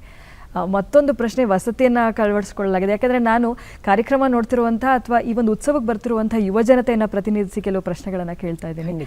ಆರೋಗ್ಯದ ವ್ಯವಸ್ಥೆಗೆ ಏನೆಲ್ಲ ಮಾಡಲಾಗಿದೆ, ಅಷ್ಟು ಜನರಿಗೆ ಎಷ್ಟು ಆಂಬ್ಯುಲೆನ್ಸ್ಗಳನ್ನು ಅಥವಾ ಅಲ್ಲಲ್ಲೇ ಒಂದು ಏನು ಮೆಡಿಕಲ್ ಕ್ಯಾಂಪ್ಗಳನ್ನು ಅಥವಾ ಮೆಡಿಕಲ್ ಟೆಂಟ್ಗಳನ್ನು ಹಾಕಲಾಗಿದೆಯಾ? ವೈದ್ಯರು ಕೂಡ ನಿಮಗೆ ಸಹಕರಿಸ್ತಾ ಇದ್ದಾರಾ, ಹೇಗೆ? ಎಲ್ಲ ಕಡೆ ಆ್ಯಂಬ್ಯುಲೆನ್ಸಸ್ಸು ಇದೆ. ಅವರ ಎಂಟ್ರೆನ್ಸಲ್ಲೇ ಅವ್ರದ್ದು ಈ ಟೆಂಪ್ರೇಚರ್ ಎಲ್ಲ ಚೆಕ್ ಮಾಡುವಂಥದ್ದು, ಮಾಸ್ಕ್ಗಳನ್ನು ಒದಗಿಸ್ತಕ್ಕಂಥದ್ದು, ಮತ್ತು ನರ್ಸಸ್ಸು ಪ್ರತಿಯೊಂದು ಒಂದೊಂದು ಎಲ್ಲಿ ಅರೀನಾ ಇದೆಯಲ್ಲ, ಯುವ ಕೃತಿ ಕಡೆ ಇರ್ಬೋದು, ಮೇಳ ಕಡೆ ಇರ್ಬೋದು, ಎಲ್ಲ ಕಡೆ ಸ್ವಚ್ಛತೆ ಮತ್ತು ಆರೋಗ್ಯದ ವ್ಯವಸ್ಥೆಯನ್ನು ಜಿಲ್ಲಾ ಆಡಳಿತ ವತಿಯಿಂದ ಮಾಡಲಾಗಿದೆ. ಈ ಒಂದು ಉತ್ಸವದ ಬಗ್ಗೆ ಹೆಚ್ಚಿನ ಮಾಹಿತಿ ಬೇಕು ಅಂತ ಹೇಳಿದ್ರೆ ಸಹಾಯವಾಣಿಯನ್ನು ಕಲ್ಪಿಸಲಾಗಿದೆಯಾ? ಆ ಸಹಾಯವಾಣಿ ಸಂಖ್ಯೆಯನ್ನು ತಿಳಿಸ್ಬೋದು. ಈಗ ಒಂದು ಉಚಿತವಾಗಿ ಈ ವ್ಯವಸ್ಥೆಯನ್ನು 24 ಗಂಟೆಗೆ ನಾವು ಯುವ ಸಹಾಯವಾಣಿ ಈಗಾಗಲೇ ನಮ್ಮ ಕರ್ನಾಟಕದಲ್ಲಿ ಲಭ್ಯವಿದ್ದು, ನಮ್ಮ ಯುವ ಜನತೆಗೆ 155265 ಅಂತ ಈ ಹೆಲ್ಪ್ಲೈನ್ ನಂಬರ್ ಇದೆ. ಅದರಲ್ಲಿ ನಾವು ಎಲ್ಲ ರಾಜ್ಯಗಳಿಗೂ ಕೂಡ ಈ ಕೋಆರ್ಡಿನೇಟರ್ಸ್ಗೂ ತಿಳಿಸಿದ್ದೀವಿ. ಏನಾದರೂ ಸಮಸ್ಯೆ ಏನಾದರೂ ಬಂದರೆ ಖಂಡಿತವಾಗಿ ಈ ಸಹಾಯವಾಣಿ ಜನರಿಗೆ ನಾವು ಹೇಳ್ಕೊಟ್ಟಿದ್ದೀವಿ ಎಲ್ಲ ವಿವರಗಳನ್ನು. ಮತ್ತು ನಮ್ಮ ವೆಬ್ ಪೋರ್ಟಲನ್ನು ಏನು ತಯಾರು ಮಾಡಿದ್ದೀವಿ, www.National Youth Festival 2023 ಅಂತ ಹೇಳಿ, ಅದನ್ನು ಕೂಡ ಕ್ಲಿಕ್ ಮಾಡಿದರೆ ನಾನೀಗ ಏನು ವಿಸ್ತಾರವಾಗಿ ಹೇಳ್ತಾ ಇದ್ದೀನಿ ಎಲ್ಲ ಇದರಲ್ಲಿ ಮಾಹಿತಿ ಇರುತ್ತೆ. ಜೊತೆಗೆ ಎಲ್ಲ ಸೋಷಲ್ ಮೀಡಿಯಾ ಅದನ್ನು ಕೂಡ ನಾವು ಬಳಸ್ಕೊಳ್ತಾ ಇದ್ದೀವಿ. ಸೊ ನನಗೆ ಅನಿಸುತ್ತೆ ಇವತ್ತಿನ ಒಂದು ಡಿಜಿಟಲ್ ಯುಗದಲ್ಲಿ ನಾವು ಎಲ್ಲರೂ ಭಾಗವಹಿಸ್ತಿದ್ದೀವಿ ಅಂತ ಆ ರೀತಿ ಭಾವನೆ ಬರುತ್ತೆ ಥ್ರೂ ದಿಸ್ ಡಿಜಿಟಲ್ ಮೀಡಿಯಮ್. ಖಂಡಿತವಾಗ್ಲೂ ನಿಜ ಮೇಡಮ್. ವೀಕ್ಷಕರೇ, ನನ್ನ ಎಲ್ಲ ಯುವ ಮಿತ್ರರಿಗೆ ನಾನು ಮತ್ತೊಮ್ಮೆ ಆ ಸಹಾಯವಾಣಿ ಸಂಖ್ಯೆನ ಹೇಳೋದಕ್ಕೆ ಇಷ್ಟಪಡ್ತೀನಿ. 155265. ಇದು 9 ರಿಂದ 6 ಗಂಟೆವರೆಗೂ ತೆರೆದಿರುತ್ತೆ. ನೀವು ಕರೆ ಮಾಡಿ, ನಿಮಗೇನೇ ಒಂದು ಸಮಸ್ಯೆ ಅಥವಾ ಪ್ರಶ್ನೆಗಳು ಬೇಕು, ಅಥವಾ ಈ ವ್ಯವಸ್ಥೆ ಇದೆಯಾ, ಈ ವ್ಯವಸ್ಥೆಗೆ ನಾನು ಒಂದು ರೀತಿಯ ಒಂದು ಕಾರ್ಯವೈಖರಿ ಇದೆ, ಹೇಗೆ ರಿಜಿಸ್ಟರ್ ಆಗಬೇಕು ಅನ್ನೋ ಪ್ರಶ್ನೆಗಳಿದ್ರೆ ದಯಮಾಡಿ ಆ ಒಂದು ಸಂಖ್ಯೆಗೆ ಕರೆ ಮಾಡಿ. 155265. ಯೂತ್ ಕೋಆರ್ಡಿನೇಟರ್ಸ್ ಇದ್ದಾರೆ ಅಂತ ತಿಳಿಸ್ಕೊಟ್ರಿ. ಯೂತ್ ಕೋಆರ್ಡಿನೇಟರ್ಸ್ನ ಇನ್ನು ಕೇವಲ ನಿಮಗೆ 1 ತಿಂಗಳ ಹಿಂದೆ ಗೊತ್ತಾಯಿತು ನಡೆಯುತ್ತೆ ಅಂತ, ಆದರೆ ಪ್ರತಿಯೊಂದು ರಾಜ್ಯದ ಕಾಲೇಜುಗಳಿಗೆ ಹೋಗಿ, ವೃತ್ತಿಪರ ಶಿಕ್ಷಣದ ಕಾಲೇಜುಗಳಿಗೆ ಹೋಗಿ ಅಲ್ಲಿರೋ ವಿದ್ಯಾರ್ಥಿಗಳನ್ನು ಸಂಘಟಿಸಿ ಮಾಡೋದಕ್ಕೆ ಪ್ರತಿಯೊಂದು ರಾಜ್ಯದಿಂದ ಒಬ್ಬ ಪ್ರತಿನಿಧಿ ಅಂತ ಆಯ್ಕೆ ಮಾಡ್ಕೊಂಡಿದ್ದೀವಿ. ಹೇಗೆ ಈ ಒಂದು ಪ್ರಕ್ರಿಯೆ ಪ್ರಾರಂಭವಾಯಿತು? ಹೇಗೆ ಇದಕ್ಕೆಲ್ಲ ವ್ಯವಸ್ಥೆಯನ್ನು ಮಾಡಿಕೊಂಡ್ರಿ? ಒಂದು ಯುವ ಸಬಲೀಕರಣ ಇಲಾಖೆ ಪ್ರತಿಯೊಂದು ರಾಜ್ಯದಲ್ಲಿ ಇರ್ತವೆ. ಸೊ ರಾಜ್ಯ ಮಟ್ಟದ ಯುವಜನ ಉತ್ಸವವನ್ನು ಪ್ರತಿ ರಾಜ್ಯದಲ್ಲಿ ಆಚರಣೆ ಆಗುತ್ತೆ. ಸೊ ಹಳ್ಳಿಯಿಂದ ಪ್ರಾರಂಭ ಮಾಡ್ತೀವಿ ನಾವು. 1 ವರ್ಷ ಹಿಂದೆ ನಮ್ಮ ರಾಜ್ಯದಲ್ಲಿ ಉದಾಹರಣೆಗೆ ನಾವು ಹಳ್ಳಿ ಮಟ್ಟದಿಂದ ಈ ಯುವಜನ ಉತ್ಸವವನ್ನು ಪ್ರಾರಂಭ ಮಾಡಿದ್ದೀವಿ. ಸ್ಪರ್ಧೆಗಳಾಗಲಿ, ಚರ್ಚೆಗಳಾಗಲಿ. ಈಗ ರಾಜ್ಯ ಮಟ್ಟದ ಯುವಜನ ಉತ್ಸವವನ್ನು ನಾವು ಆಚರಣೆ ಮಾಡ್ತಾ ಬಂದಿದ್ದೀವಿ. ಸೊ ಆ ಯುವಜನ ಉತ್ಸವದಲ್ಲಿ ಯಾರು ಸ್ಪರ್ಧೆಯಲ್ಲಿ ಗೆಳಿತಾರಲ್ಲ, ಅವರು ಡ್ಯಾನ್ಸ್ ಇರ್ಬೋದು, ಸಾಂಗ್ ಇರ್ಬೋದು, ಬೇರೆ ಸ್ಪರ್ಧೆಗಳಲ್ಲಿ ಟ್ಯಾಲೆಂಟ್ಸು ದಲ್ಲಿ ಇರಬಹುದು, ಅಂಥವರನ್ನು ಅವರು ಮೊದಲೇ ಆಯ್ಕೆ ಮಾಡ್ತಾರೆ. ಸೊ ವರ್ಷ ಈ ಪ್ರಕ್ರಿಯೆ ಹೇಗೂ ನಡೀತದೆ. ಸೊ ಅಲ್ಲಿಂದ ಅವರು ಡೆಲಿಗೇಟ್ಸನ್ನು ಕಳಿಸಬೇಕಾದ್ರೆ ಆಲ್ರೆಡಿ ಈ ರೀತಿ ಪ್ರಕ್ರಿಯೆ ಮೂಲಕ ಬಂದವರು ಇದರಲ್ಲಿ ಭಾಗವಹಿಸ್ತಾರೆ. ಅದರ ಜೊತೆಗೆ ಈ ಟೆಕ್ನಿಕಲ್ ಸೆಷನ್ಸಲ್ಲಿ ಯಾರು ಭಾಗವಹಿಸ್ಲಿಕ್ಕೆ ಇಷ್ಟಪಡ್ತಾರೆ ಅವರನ್ನು ಕೂಡ ಅವರು ಕಾಲ್ ಫಾರ್ ಮಾಡ್ತಾರೆ. ನಾವು ಕೂಡ ಕರ್ನಾಟಕದಲ್ಲಿ ಈಗ ಕಾಲ್ ಫಾರ್ ಮಾಡಿದ್ದೀವಿ. ಯಾರಿಗೆ ಯಾವ ಸೆಷನ್ನಲ್ಲಿ ಇಂಟ್ರೆಸ್ಟ್ ಇದೆ, ಅವರಿಗೆ ಆಂಟ್ರಪ್ರನರ್ಶಿಪ್ನಲ್ಲಿ ಫಾರ್ ಎಕ್ಸಾಂಪಲ್ ಇಂಟ್ರೆಸ್ಟ್ ಇರ್ಬೋದು. ಸೊ ಇದು 100 ಜನ ನಮ್ಮ ಯುವ ಸಬಲೀಕರಣ ಇಲಾಖೆಗಳು ಆಯ್ಕೆ ಮಾಡ್ತಾರೆ. ಅದು ಬಿಟ್ಟು ಇನ್ನೂ 100 ಜನ ನಮ್ಮ ನೆಹರು ಯುವಕ ಕೇಂದ್ರ, ನಿಮ್ಗೆ ಗೊತ್ತಿದ್ದಾಗೆ ಇದು ಒಂದು ಸ್ವಯಂ ಸೇವಿ ಸಂಸ್ಥೆಯಾಗಿ ಯುವಕರನ್ನು ಕಟ್ಕೊಳ್ಳೋದು. ಇದರಲ್ಲಿ ಅವರು ಇರ್ತಕ್ಕಂಥ ಈ ಪ್ರತಿಭೆಗಳನ್ನು ಆಯ್ಕೆ ಮಾಡಿ ಇಡ್ತಾರೆ ಪ್ರತಿ ವರ್ಷ. ಸೊ ಅಂಥವರನ್ನು ಅವರು ಇಲ್ಲಿಗೆ ಕರ್ಕೊಂಬರ್ತಾರೆ. ಸೊ ಬೇರೆ ಬೇರೆ ಕಾರ್ಯಕ್ರಮಗಳಲ್ಲಿ ಅವರು ಹಂಚ್ಕೊಳ್ತಾರೆ. ಅದರ ಜೊತೆಗೆ ಇನ್ನೂ ಒಂದು 50 ಮಂದಿ ನಮ್ಮ ನ್ಯಾಷನಲ್ ಸರ್ವಿಸ್ ಸ್ಕೀಮ್ ನಿಮ್ಗೆ ಗೊತ್ತಿದೆ. ಇದರ ಒಂದು motto not me but you, ಅಂದರೆ ಮೊದಲು ನಿಮಗೆ ಆದ್ಯತೆ, ನಂದು ಅಷ್ಟು ಇಂಪಾರ್ಟೆಂಟ್ ಇಲ್ಲ ನಿಮ್ಮ. ಸೊ ದಟ್ ಈಗೋಗೆ ಆಪೋಸಿಟ್ ಇದು. First is I not you ಅಂತ ಈಗೋ. ಬಟ್ NSS ಅದು ಒಂದು ಲೋಗೋ, ಒಂದು ಥೀಮ್ ಆ ಥರ ಇರುತ್ತೆ. ಸೊ ಆ NSS ವಾಲಂಟಿಯರ್ಸ್ ಕೂಡ ಯಾರು ಆ್ಯಕ್ಟಿವ್ ಆಗಿರ್ತಾರೆ, ಯಾಕೆಂದರೆ ಅವರು ಯೂತ್ ಫಾರ್ ಯೂತ್. ಈ NSS ವಾಲಂಟಿಯರ್ಸ್ ಆ್ಯಕ್ಚುಲಿ ತಮ್ಮ 1:4, 1:3 ಆಗಿ ಹ್ಯಾಂಡಲ್ ಮಾಡ್ತಾರೆ. ಸೊ ವಿದಿನ್ ದ್ಯಾಟ್ ಸ್ಟೇಟ್ ಒಬ್ಬರು ಕೋಆರ್ಡಿನೇಟರ್ ಸಾಧ್ಯ ಇಲ್ಲ ಅಲ್ವಾ. 200 ಮಂದಿ ಇದ್ದರೂ ಕೂಡ ಪ್ರತಿಯೊಂದು ಇದಕ್ಕೆ ಹಂತವಾಗಿ ಅವರು NSS ವಾಲಂಟಿಯರ್ಸ್ ಮೇಲೆ ಡಿಪೆಂಡ್ ಮಾಡ್ತಾರೆ. ಸೊ 200 ಮಂದಿ ಇದ್ದಿದ್ರೆ 50 ಜನ NSS ವಾಲಂಟಿಯರ್ಸ್ ಅವ್ರ ರಾಜ್ಯನವರೇ ಅವರನ್ನು ನೋಡ್ಕೊಳ್ತಾರೆ. ಮತ್ತು ಇಡೀ ರಾಷ್ಟ್ರ ಮಟ್ಟದಲ್ಲಿ ನೋಡಬೇಕಾದ್ರೆ NSS ಸೆಂಟ್ರಲ್ ಕೋಆರ್ಡಿನೇಟರ್ಸ್ ಯಾರಿದ್ದಾರೆ ಅವ್ರದ್ದು.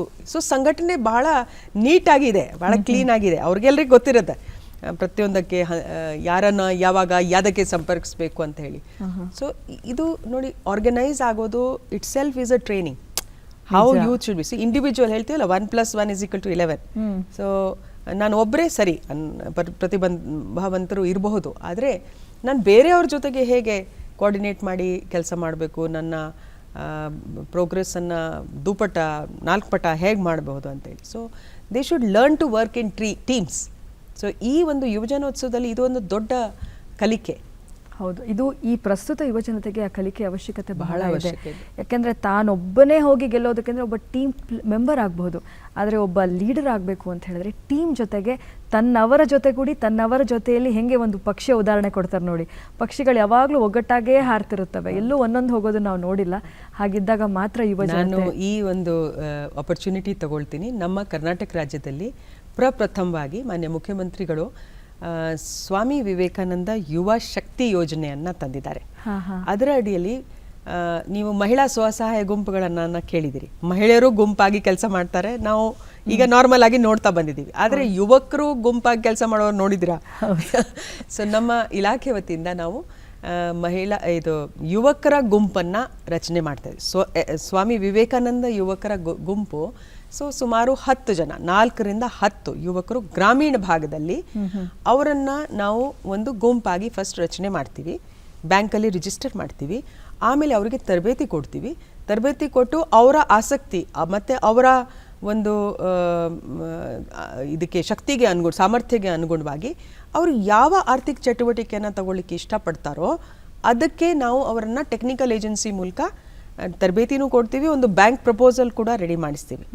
ಆ ಬ್ಯಾಂಕ್ ಪ್ರಪೋಸಲ್ ಕೊಟ್ಟರೆ ಸರ್ಕಾರದಿಂದ 1 ಲಕ್ಷ ಅವರಿಗೆ ಸಹಾಯಧನ ಇದೆ, 4 ಲಕ್ಷ ಬ್ಯಾಂಕಿನ ಲೋನ್ ಇದೆ. ಸೊ ಇದು ಒಂದು ಹೊಸ ಯೋಜನೆಯನ್ನು ನಮ್ಮ ಸರ್ಕಾರ ತಂದಿದೆ. ಅದರಲ್ಲಿ ನಾವು ಪ್ರತಿಯೊಂದು ಗ್ರಾಮ ಪಂಚಾಯತಲ್ಲಿ ಕನಿಷ್ಠ 1 ಗರಿಷ್ಠ 2 ನಾವು ಪ್ರಥಮ ಹಂತದಲ್ಲಿ ಪ್ರಾರಂಭ ಮಾಡಲಿಕ್ಕೆ ಹೊರಟಿದ್ದೀವಿ. ಇದೇ ವರ್ಷದ ಇದು ಹೊಸ ಯೋಜನೆ. ನಮ್ಮ ಯುವ ಶಕ್ತಿಯನ್ನು ಒಂದು ಸಂಘಟಿತವಾಗಿ, ಇನ್ನೊಂದು ಗ್ರಾಮೀಣ ಭಾಗದಲ್ಲಿ ಅವರಿಗೆ ಆರ್ಥಿಕ ಚಟುವಟಿಕೆಗೆ ಅವರನ್ನು ಹೆಲ್ಪ್ ಮಾಡಬೇಕು, ಸಹಾಯ ಮಾಡಬೇಕು ಅಂತ ಹೇಳಿ ಇದನ್ನು ಓಪನ್ ಮಾಡಿದ್ದೀವಿ. ಜೊತೆಗೆ ಅವರು ಏನು ಮಾಡ್ತಾರೆ ಅದಕ್ಕೆ ಮಾರ್ಕೆಟಿಂಗ್ ಟೈಅಪನ್ನು ಮೊದಲು ನೋಡಿರ್ತೀವಿ.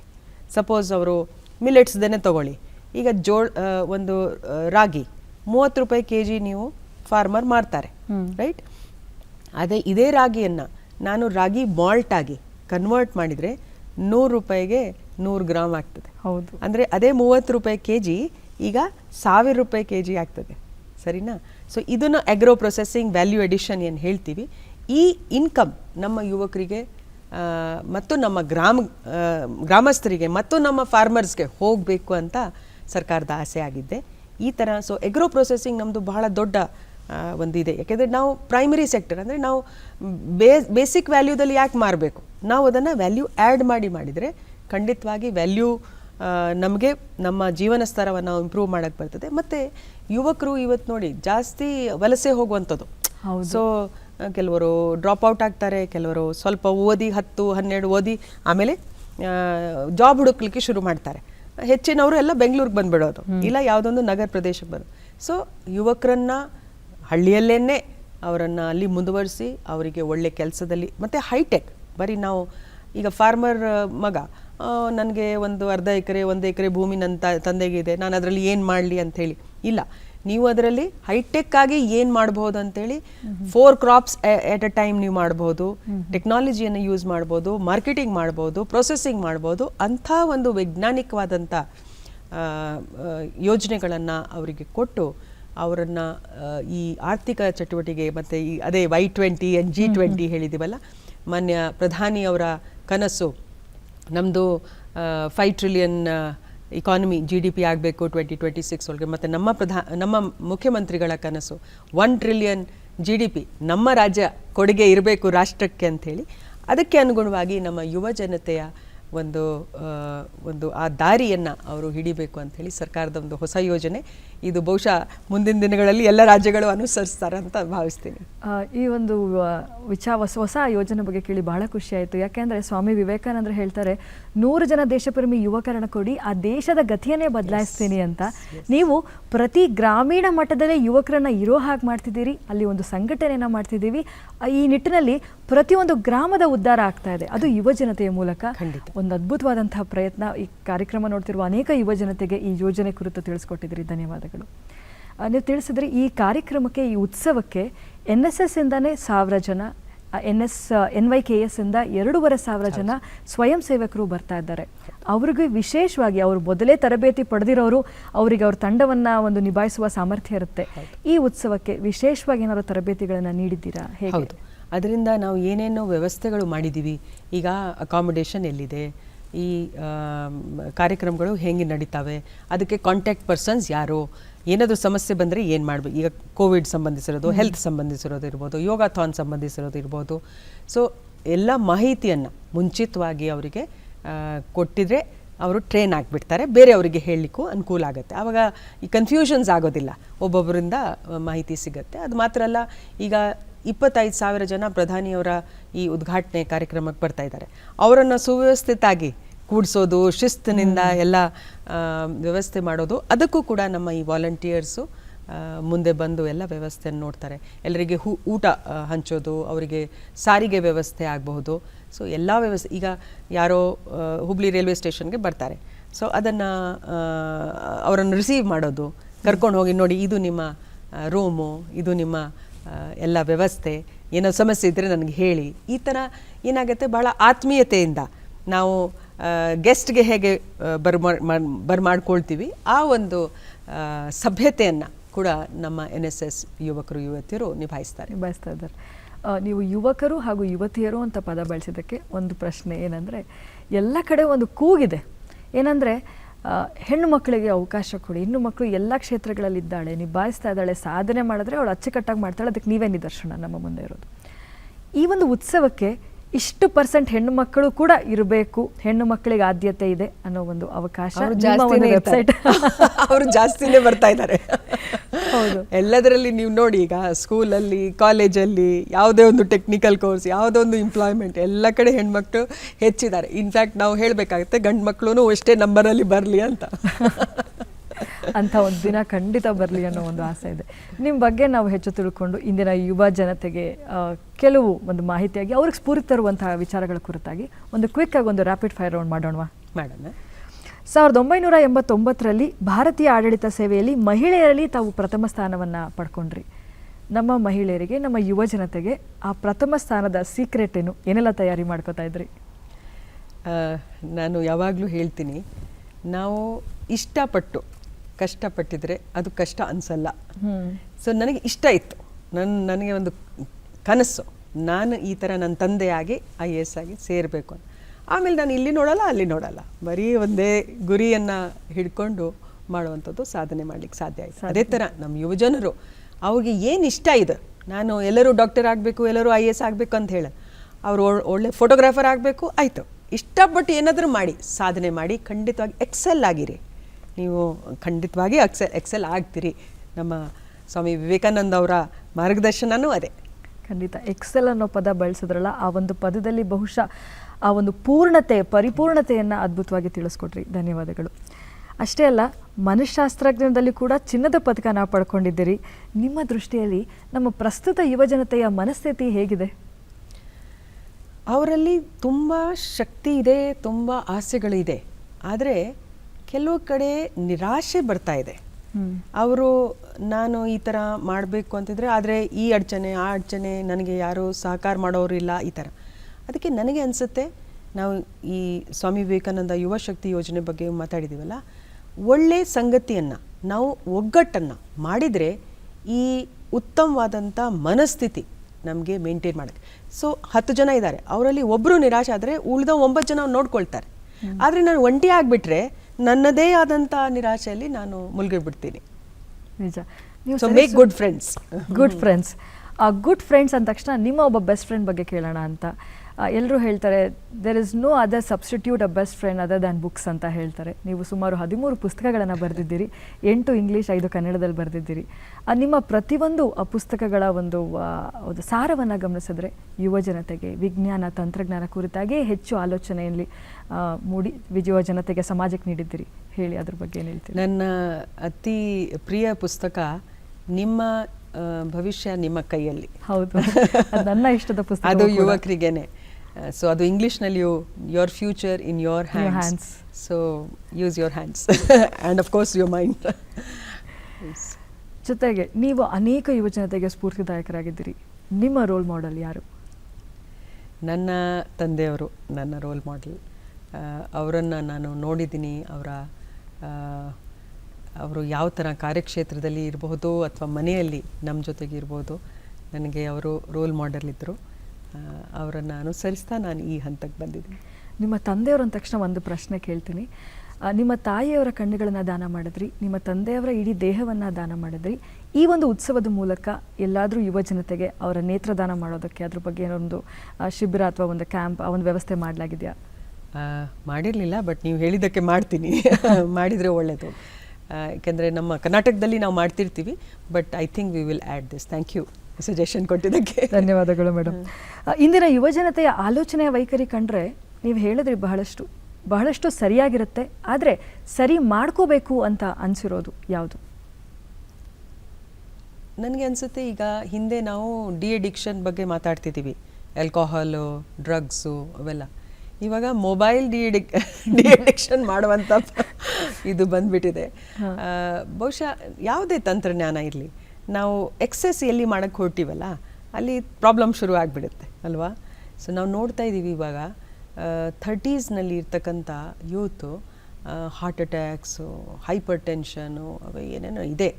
ಸೊ ಯಾವುದೇ ಅಡಿಕ್ಷನ್ ನಾನು ಹೇಳಲ್ಲ, ಬಟ್ ನನಗೆ ಅನಿಸುತ್ತೆ ಯೋಗ ಮತ್ತು ಧ್ಯಾನವನ್ನು ನಾವು ನಮ್ಮ ಜೀವನ ಶೈಲಿಯಲ್ಲಿ ಉಪಯೋಗಿಸಿದರೆ, ಮತ್ತು ಈ ಊಟನೇ ನಂದು ಔಷಧ ಅಂತ, my food is my medicine ಅಂತ ತಗೊಂಡ್ರೆ, ಒಳ್ಳೆ ಆಹಾರವನ್ನು ನಾವು ಸವಿಸಿದರೆ ಮತ್ತು ಒಳ್ಳೆ ಆಚಾರ ಒಳ್ಳೆ ವಿಚಾರ ತಾನಾಗಿ ಬರ್ತದೆ. ನೀವು ನೋಡಿ, ನೀವು ತಾಮಸಿಕ ಊಟ ತಿಂದರೆ ನಿಮ್ಮ ಆಚಾರ ವಿಚಾರ ಹೆಂಗಿರುತ್ತೆ, ನೀವು ಸಾತ್ವಿಕ ಊಟ ತಿಂದರೆ ಹೆಂಗಿರುತ್ತೆ ಅಂತ ಹೇಳಿ.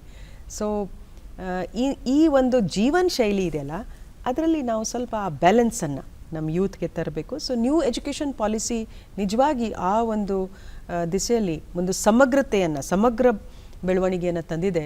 ಬಹುಶಃ ನಮ್ಮ ಯೂತ್ ಅದರಲ್ಲಿ ಹೆಚ್ಚಿನ ಉಪಯೋಗವನ್ನು ಪಡೆದು ಹೆಚ್ಚಿನ ಸಾಧನೆಯನ್ನು ಮಾಡ್ತಾರಂತ ನನ್ನ ವಿಶ್ವಾಸ. ನೀವು ಬಹಳಷ್ಟು ಲೇಖನಗಳನ್ನು ಬರೆದಿದ್ದೀರಿ, ಅನೇಕ ಲೇಖನಗಳ ಮೂಲಕ ಲೇಖಕರ ಜೊತೆ ಒಡನಾಟವನ್ನು ಇಟ್ಕೊಂಡಿದ್ದೀರಿ. ನೀವು ಹೆಚ್ಚು ಒಡನಾಟವನ್ನು ಇಟ್ಕೊಳ್ಳೋಕ್ಕೆ ಇಷ್ಟಪಡೋದು ಯುವ ಜನತೆಯ ಜೊತೆ. ನಿಮ್ಮ ನೆಚ್ಚಿನ ಲೇಖಕರು ಯಾರು? ನನ್ನ ಸುಮಾರು ಜನ ಇದ್ದರೆ, ಒಬ್ಬರು ಹೆಸರು ತಗೊಂಡ್ರೆ ಉಳಿದವರು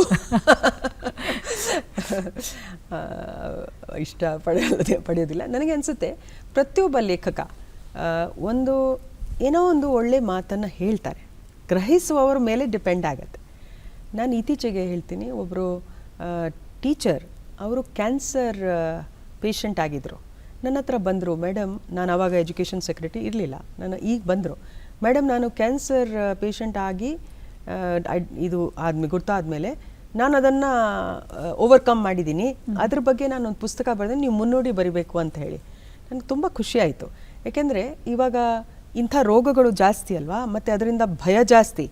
ಅದರಿಂದ ಒಬ್ಬರು ಅದನ್ನು ವಿಕ್ಟೋರಿಯಸ್ ಆಗಿ ಅದರ ಮೇಲೆ ಒಂದು ವಿಜಯ ಆಗಿ ಬಂದಿದ್ದಾರೆ ಅಂತ ಹೇಳಿ ಅವರ ವಿಷಯವನ್ನು ಹೇಳಲಿಕ್ಕೆ ಇಷ್ಟಪಡ್ತಾರಂದರೆ ಆ ಲೇಖಕ ನನಗೆ ತುಂಬ ಪ್ರಿಯ ಅಲ್ವಾ. ಸೊ ನಮ್ಮ ಒಬ್ಬೊಬ್ಬರ ಅನುಭವ ಏನಿದೆ, ನಾವೇನು ಒಳ್ಳೆ ಮಾತು ಹೇಳಕ್ಕೆ ಹೊರ್ತೀವಿ, ಪ್ರತಿಯೊಬ್ಬರು ಲೇಖಕ ಇರ್ತಾರೆ. ಆದರೆ ನಾವು ಈ ಪುಸ್ತಕಗಳ ಬಗ್ಗೆನೇ ಈಗ ಕಲ್ಕೊಂಡಿದ್ದೀವಲ್ಲ ಪ್ರೀತಿ, ಅದರಿಂದ ನಾನು ಇನ್ನೊಂದು ಹೇಳಲಿಕ್ಕೆ ಇಷ್ಟಪಡ್ತೀನಿ. ನಮ್ಮ ರಾಜ್ಯದಲ್ಲಿ ಡಿಜಿಟಲ್ ಲೈಬ್ರರಿ ಬಹಳ ಒಂದು ಫೇಮಸ್ ಆಗಿ ಕೋಟ್ಯಾಂತರ ಜನ ಅದರಲ್ಲಿ ಫ್ರೀ ಆಗಿ ರಿಜಿಸ್ಟರ್ ಆಗಿ ಲಕ್ಷಾಂತರ ಪುಸ್ತಕಗಳು ಅದರಲ್ಲಿ ಇ ಬುಕ್ ಆಗಿ ಲಭ್ಯವಿದೆ. ಯಾಕೆಂದರೆ ನಾವು ಪುಸ್ತಕ ಹಿಡಿಯೋದಿಲ್ಲ, ಬಟ್ ಮೊಬೈಲ್ ಹಿಡಿತೀವಿ. ಸೊ ಮೊಬೈಲ್ನಲ್ಲಿ ಪುಸ್ತಕ ನೋಡ್ಬೋದಲ್ವಾ. ಸೊ ಒಳ್ಳೆ ಪುಸ್ತಕಗಳನ್ನು ನಾವು ಖಂಡಿತವಾಗಿ whether e book or normal book ನಾವೆಲ್ಲರೂ ಓದಬೇಕು. ತಿಂಗಳಕ್ಕೆ ಅಟ್ಲೀಸ್ಟ್ ನನ್ನ ರಿಕ್ವೆಸ್ಟ್ ಎಲ್ಲ ಯೂತ್ಗೆ ತಿಂಗಳಕ್ಕೆ ಒಂದಾದರೂ ಪುಸ್ತಕ ಓದ್ಬಿಟ್ಟು ಅದರಲ್ಲಿ ಒಳ್ಳೆಯ ಅಂಶವನ್ನು ಒಂದು ಪಾಯಿಂಟ್ ಆದರೂ ಬರ್ಕೊಂಡು ನಿಮ್ಮ ಜೀವನದಲ್ಲಿ ಅದನ್ನು ಅಳವಡಿಸ್ಕೊಳ್ಳಿ ಅಂಥೇಳಿ ನಿಜವಾಗಿ ನಿಮಗೆ ತುಂಬ ಒಂದು ಡಿಗ್ರಿಗಿಂತ ಜಾಸ್ತಿ ಅದರಿಂದ ಪ್ರಯೋಜನ ಆಗುತ್ತೆ ಅಂತ ನಾನು ಹೇಳ್ತೀನಿ.